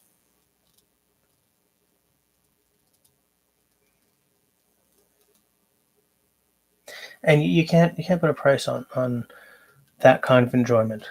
On something that you walk in and you're about to grab and you get a twinge of excitement just looking at it there. You can't put a price on that. I'm not saying I would spend $500 on this axe.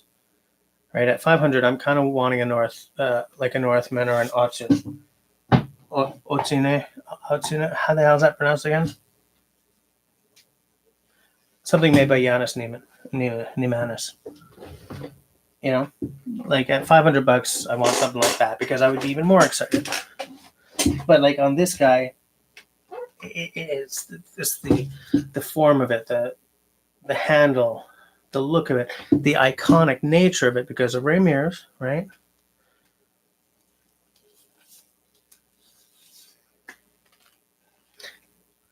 That still sucks. No forest axe should have a snap on it. They should all be buckles or ties or something. It's unacceptable to me that a forest axe has a snap on it. Especially one that, in their booklets, they say you can sort of snap onto your, like, put into your belt and snap around the belt loop. I don't want to lose a leg. Forget it. Snap goes. I get a slice down the leg. Of course, I'm in the forest, so it goes septic, and I die? What?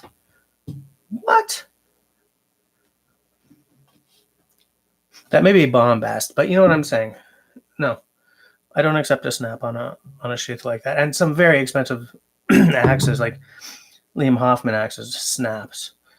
Like I'll give Yulia Kaltov a pass on that because it's a carving axe, and for a carving axe, a snap is fine because I'm not strapping it onto my belt and walking into the woods.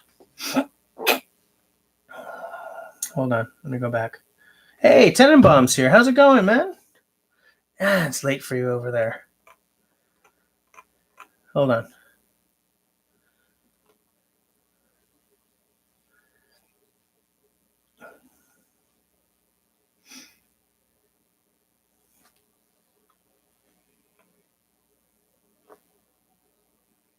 Steel Blizzard Plated Carbon. Whoops. Simon was a fan of, yeah, he likes stainless for knives, not axes. Yeah. Western hatchet knife combos were very light.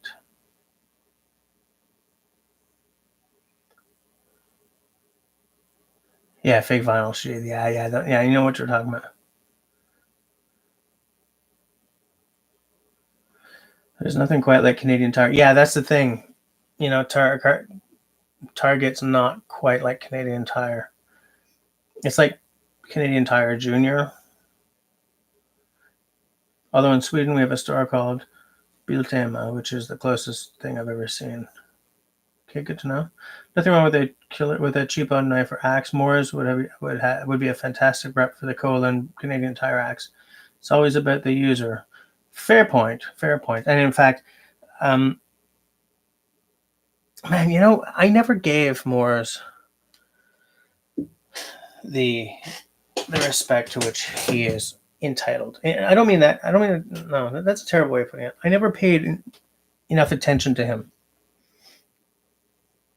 And like as I was saying earlier, this knife is what made me start really paying attention to him, because he's the one who said that a square handle is better than a round handle. Because when this knife first arrived from Australia, I was disappointed in how square the handle was, right? Because a Woodlord clone is supposed to have that beautiful rounded Coke bottle handle, but Morris said that you want it to be square, so you don't even have to look at it. You pick it up without looking. You shouldn't really pick it up without looking, but you glance down just to make sure you're picking up the right side, and you pick it up, and you know that it's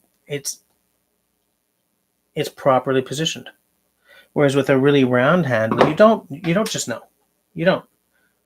You have a pretty good idea if it's kind of an oval knife, like one of those gorgeous Jacklors or something. But if the more round it is, the less you really know when you're just grabbing it out of your, whatever, picking it up. But with a square handle, you know. You just know. And the guy has knowledge that comes from epic long years of knowledge, of experience. Sorry, this is also very square. And because of the way these knives these handles are shaped, you also know if you're going to pick it up upside down. You just know. You just know.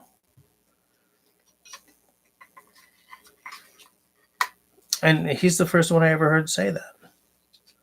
And it really changed my approach to knives. I look, if I could snap my fingers and Sandy Jack would go back to taking custom orders, yeah, I would do it.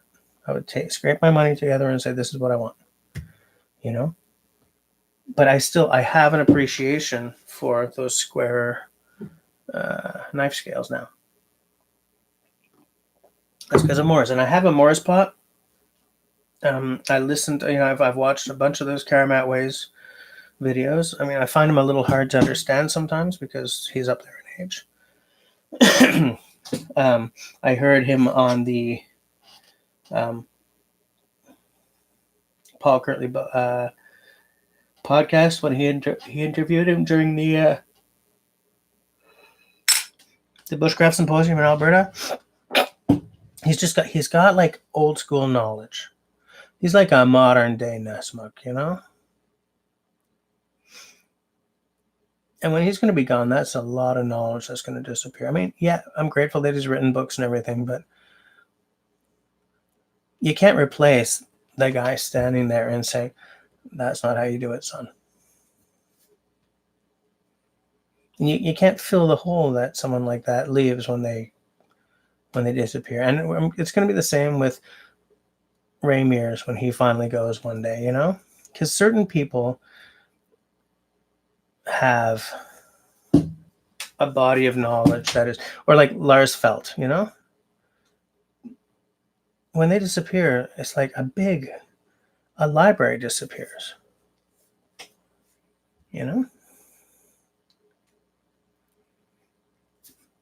Hold on, I'm behind on the comments. Simo's getting air conditioning tomorrow. Nice. We have air conditioning, but it's not good enough, so it's still pretty hot in here. I'm schwitzing like a pig. And I'm in the basement. Chemtrails stopped buying stuff 5 years ago. Oh, nice. Yeah,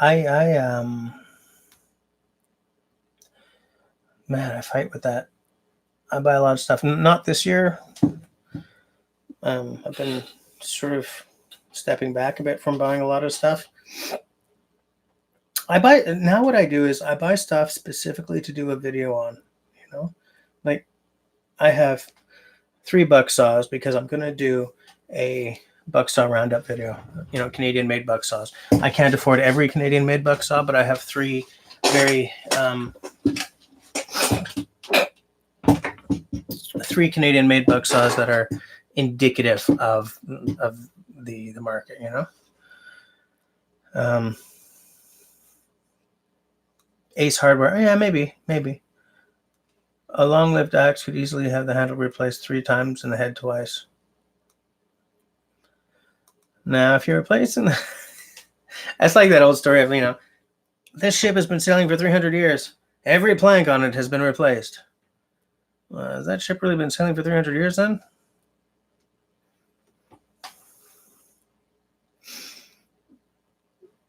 Just thinking about it, now you can get access for Camille and Clemence. I don't know if Clem is going to be into it, you know? I mean, I don't even know if Camille is going to stay interested in it. I think so, because she seems to really love the outdoors and everything. And when she grows older, she wants to be an animal doctor in the forest, quote unquote. But I don't know, you know?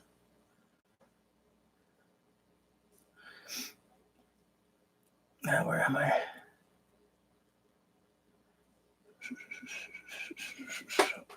Oh, man, I missed a lot of comments. Sorry, guys. I'm just going to go back. Hey, Wood Pigeon's here. I missed you. Sorry. Hey, how's it going? You did not miss much. Had to go get the rest of your gear out of the rain. Nah, Canoe, I was just talking about stuff.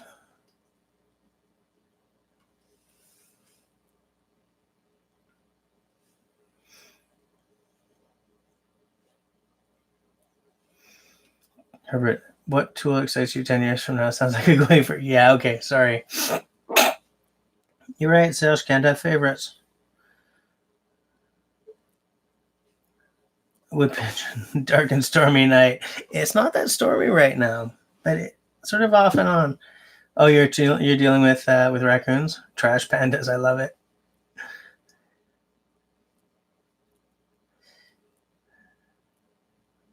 Trash pandas, I love it.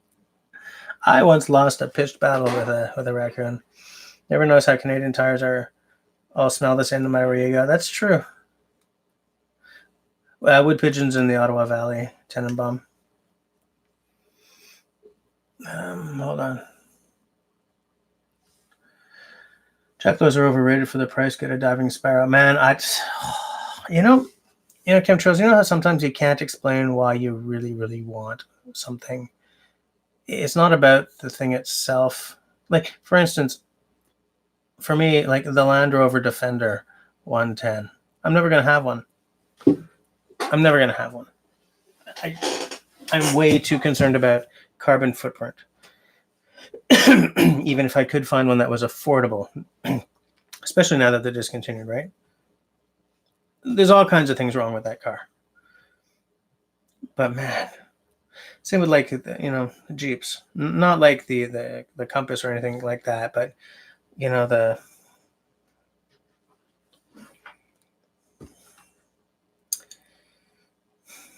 like the Wrangler, but like the Sahara Edition Unlimited, it's got to be 4-door. I don't like a 2-door Jeep, Again, I'm not going to buy one. I might buy the Renegade. Probably will, actually. But it's not about, because Jeeps are garbage. Everyone knows that. Even people who love Jeeps know that they're garbage. And the same is true of Land Rovers. Even Land Rover fans are like, well, they got a little bit of funniness to them, which, but they encapsulate something that's more than just the metal and plastic and plastic and plastic and glass and plastic. And like Jackalours to me it's more than just the knife. It's Sandy himself. It's the fact that I've wanted a knife with his logo on it for years. But again, I'm not going to buy it because I'm not spending that kind of money if I can't tell the guy what handle would I want. I'm not. I'll go for an Adventures horn because he's still allowing options. But I've always really wanted a Jaguar.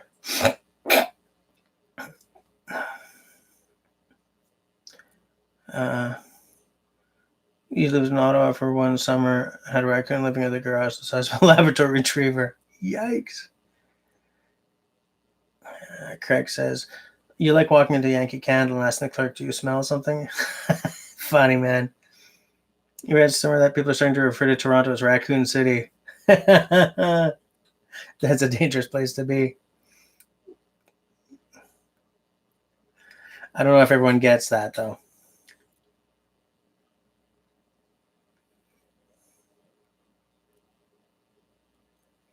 Wait, Wood Pigeon, you ordered a tarp from Mississauga and it went through customs?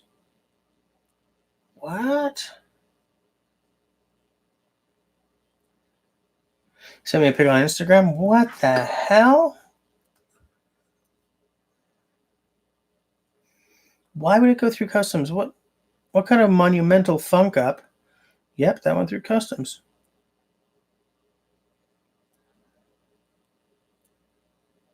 Oh man, they sliced it. Oh crap.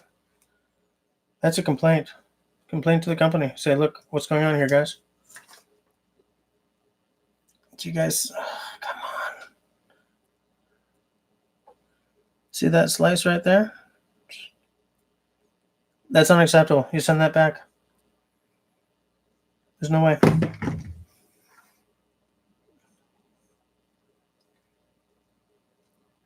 That's unacceptable. Send it back. Say, look, you guys don't send it through customs. Did they send it Canada Post or like UPS? I didn't notice in the picture. Get a $50 wasp. No. Actually, never going to own a cow. Too much gas. Absolutely. Sorry, I can't do it. I couldn't do it with a straight face. I was just going to go with it.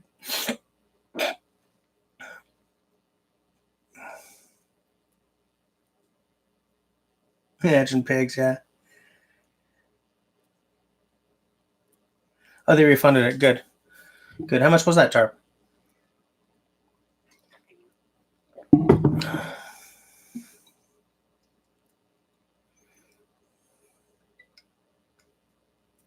Here's why I'm hoping it wasn't like $100 tarp or something, you know? $40, okay. Still, I'm glad they refunded it. Did you reorder one? Why did it go through customs if you ordered from Mississauga? I don't get it. Why did it cross the border so it could come back across the border? That doesn't make any sense. Where did you order from? I'm going to like email bomb them. What the hell?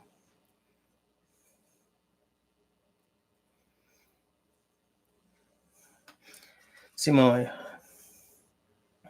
I can well imagine pigs, though I really kind of don't want to. Keep sending me messages.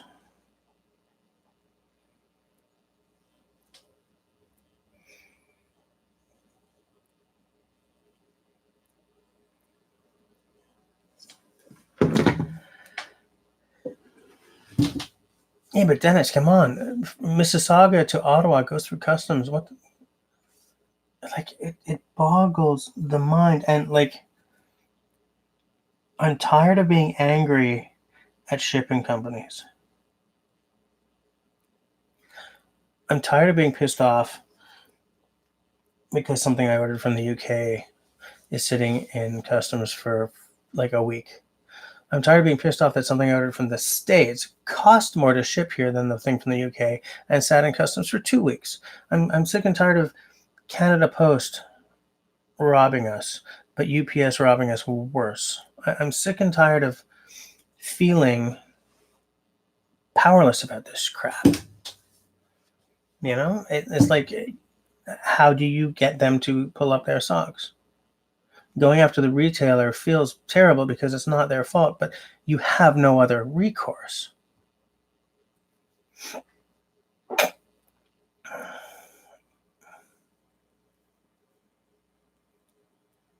Yeah, they said it looked funny. Yeah. Why aren't they on the phone to Canada Post or whoever the hell their shipping company is? You know? I don't get it. No, I'm not going to move to the US now that we've finally got a damn flat rate box in Canada. Are you kidding? I'm going to find something and I'm going to ship it somewhere just to say, yes, we've got a flat rate box. I've been waiting for one for ages. Actually, we have three different weight classes. I don't remember how much they cost, though, to ship.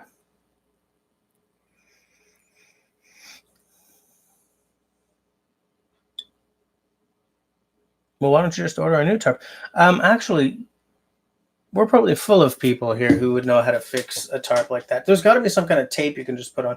You know, there's that, what do they call it? You know, those patches? Is that Gorilla Tape? No. I remember I asked you guys about fixing some burnt holes in my sil nylon tarp. And you guys said some good in Tenacious Tape. Yes. Thank you, Tenenbaum. Tenacious Tape. Maybe there's like long strip. Man, those are long cuts, though. I don't know.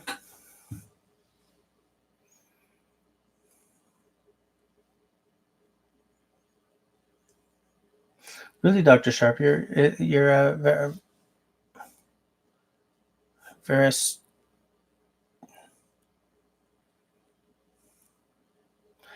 crap. How do they pronounce it? Where's the Licca? Where's the Licca order sat in the customs for a couple of weeks? Really?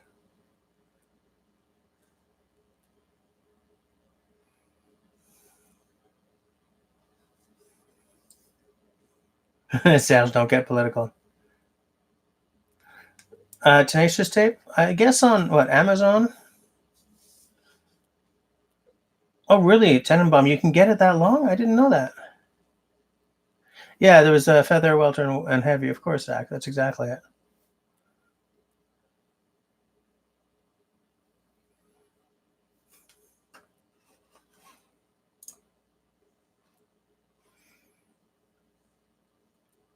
Wait, Fishcock? What?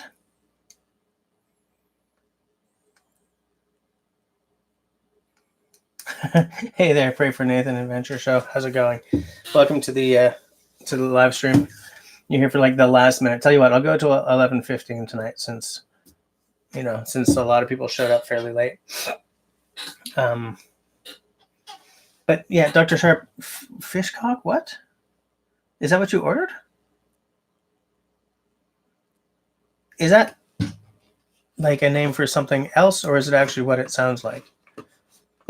He said while clicking on Veristelica's website. Fish. What is Fishcock? Smoked salmon groats and tomato sauce. That would kill me. Grain-fed pork. Ham cock, canned. Fish cock, canned. The cock has to be something not not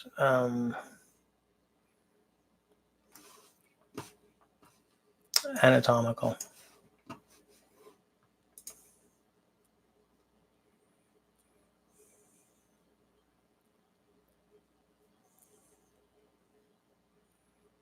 It doesn't contain cock. Good. No, I didn't do a Google search either, Serge. I did a Veristelica search.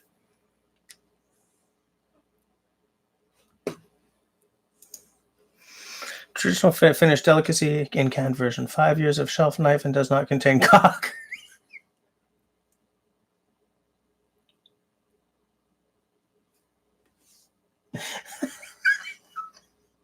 Okay, good.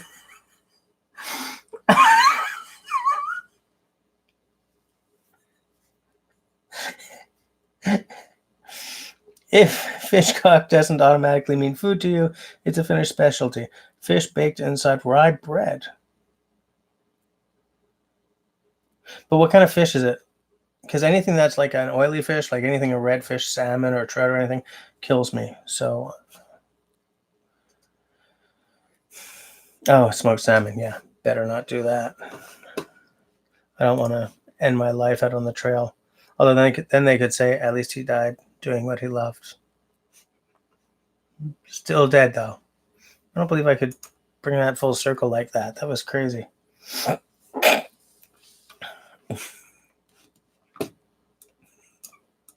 Doesn't contain cock. Good to know.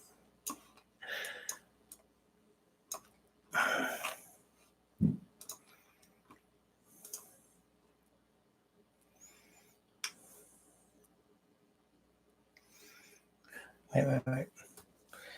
Fish cock, I'm not sure about it. Yes, warning, read the description, not camera.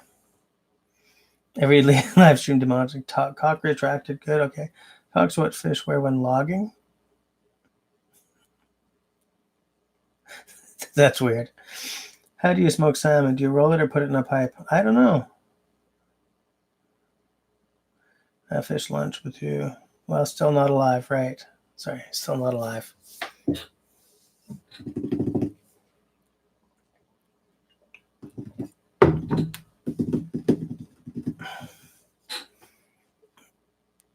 Yeah, I'd never even heard of that before.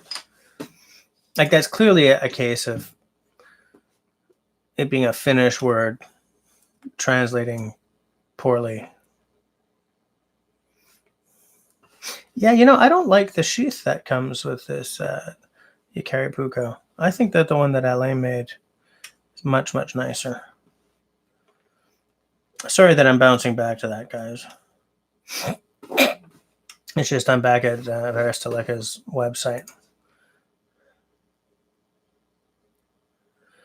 They sell the Tenacious tape at Mech? Nice. All right, Dennis, get it. Oh, damn it. I wanted to pick your brains about OS, OPS, ODS, OSD. Crap. The streaming app you use, because I have it as well. I don't have any time to set it up, but I want to set it up a specific way, and I want to bug you about it and maybe ask you for your screenshots of all your settings, because you use it almost exactly the way I want to. We'll do it next time, though.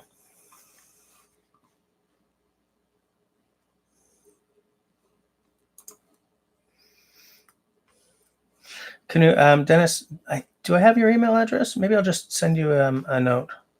Yeah. Yeah, I'd say 17 thumbs up is a record for anything I put out.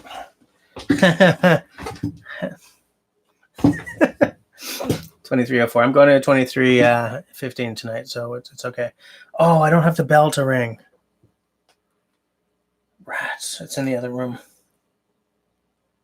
I'll just ring the pint glass and hope to hell I don't break it, because it's another 10-hour drive to get another one of those. See you later, Dennis.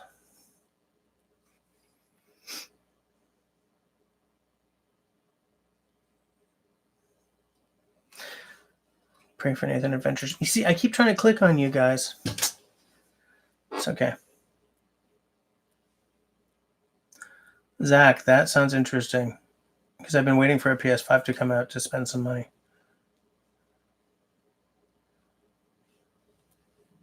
Beer Fest is coming, also Rib Fest. So I think I know what you're going to be doing fairly soon. Yeah, I got to get some of that Tenacious tape for my tarp as well. It's just like little, like what I would like is to find patches, Tenacious tape patches, which I think I've seen. Just because I've got some little holes on my tarp from embers,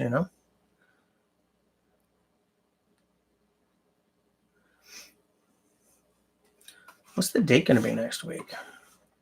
Because I have at least 1 or 2. I have either 1 or 2 weeks coming up where I can't do the live stream because I'll be out of town. Yeah, we're fine for next week. It's the week after. Hold on, July, August. Yeah, I'm out of town from the 12th until the 29th. Yeah, the 29th. So that's a while that when I'm in Penticton, I might still be able to pull it off. 29th, really? Jesus. Okay. I better do some practicing.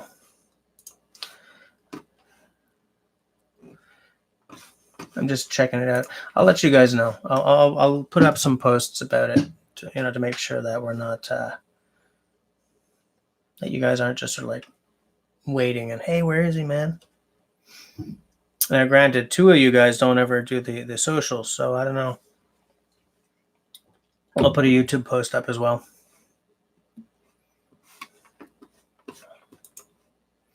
I like that pterosaur. Did Joe Flowers design this pterosaur? Yes, Joe Flowers, a designer for Condor Tool and Knife, collaborated with custom makers on a multi-use fixed blade knife in 2009, ideally suited for bushcrafters. It's a very nice looking design. Carbon steel, yeah.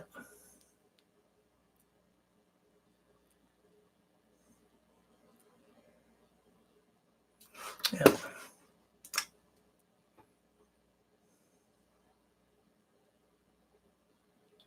Yeah, I probably could. The thing is, Zach, like, why buy a PS4 now when the PS5 will probably be out maybe early next year? I can wait that long. I never get in front of my TV anyway because the girls are always using it, right? I mean, I sit here in front of this or the laptop,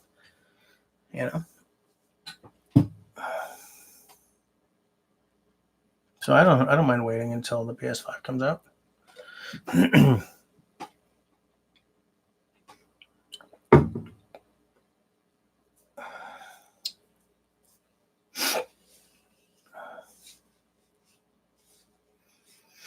Hey, do any of you guys know if the World Bushcraft Symposium that they had in Alberta this year, if that was a one-off, or if they're planning on, or like, does it travel? Like, were they starting a series, or was it a straight-up one-off? Does anyone know? Because I was disappointed that I didn't get to go, and I knew I wasn't going to get to go. I wasn't like, oh, I'm going, and then no, I'm not. I knew I wasn't going to get to go. The money just wasn't there.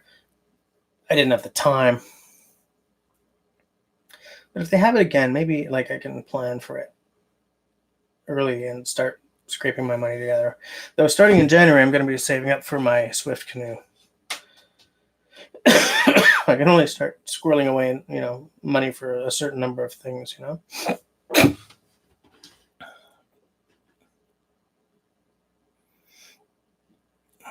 Hold on. It was organized by Karamat. Lisa Fenton and Paul currently have agreed to co-chair Global Bushcraft Symposium in 2021 in the United Kingdom. Okay. If I can plan for 2 years hence, maybe I can pull it off. If anyone's going to be going to the UK in 2 years, might be bloody cheap to go.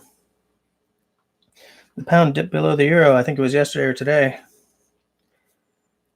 It doesn't bode well, although it does bode well for my ability to buy a Jacklore. So is it every 2 years then? Okay.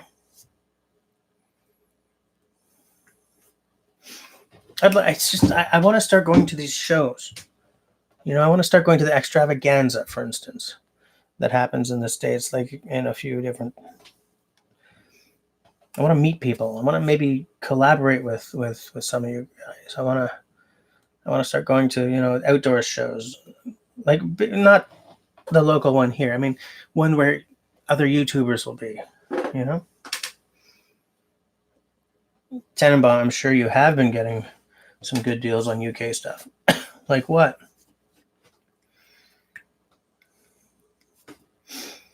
What kind of stuff you've been buying lately? You've been like buying from Henny Haynes, or you mean like real sort of?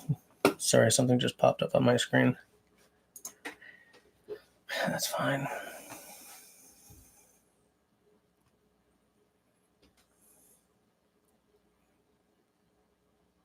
Wow, really? Nice.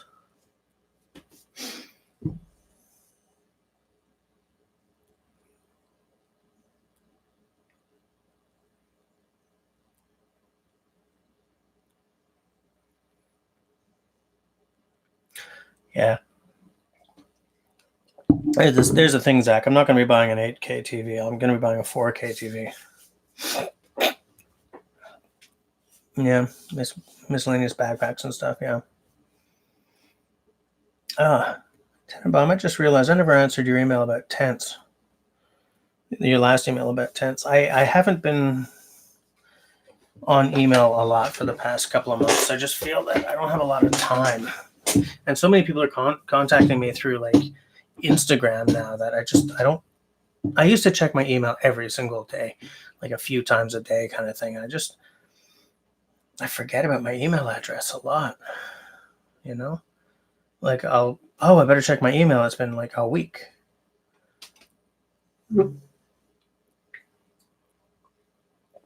I never used to be like that.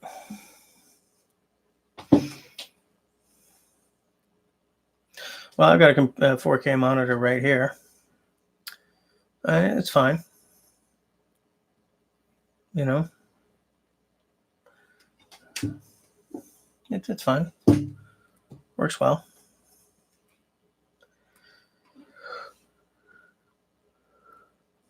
There's 3 more since then? Oh, Jesus.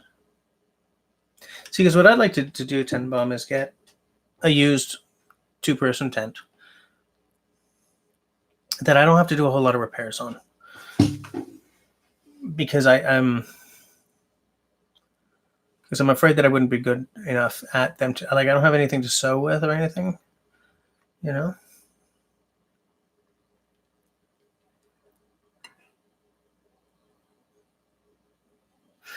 Yeah, pray for Nathan Adventures. Thanks for mentioning that. I know. For some reason, my links aren't live in my show notes anymore. I don't understand why. I don't get it.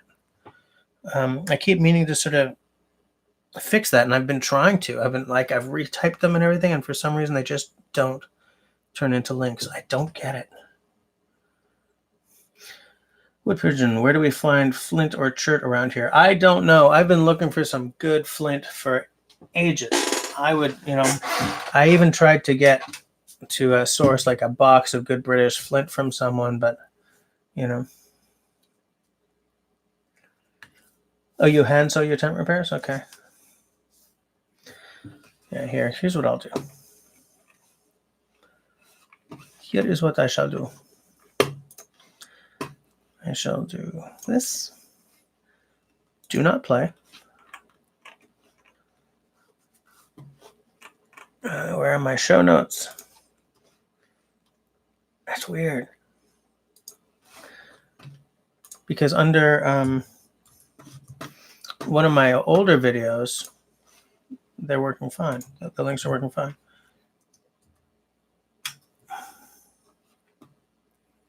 Boom. There's my Instagram. Yes, you're right. And it's, damn it. Hold on. Let me just finish putting these links up, and then I will ring the bell.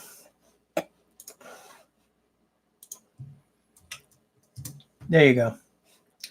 All right, it is 23:15, so I'm going to ring the bell, clean up my stuff, and go to bed. So, really? I'm glad I didn't break that. Thanks for hanging out with me, guys. For those of you who don't know, I have a new video up every Friday morning at around 9:30, and I do this every Tuesday night from 9 till 11 p.m. or later. And I'm usually trying to watch Dennis's live stream before mine. So I hope to interact with some of you there as well. For those of you who are longtime viewers of mine, but not of Canoe Hound Adventures, he does live stream right before me, and he is well worth the watch. So thank you very much, and I hope to see you all next week. And I hope that you all enjoy my Friday video. Thanks a lot, guys.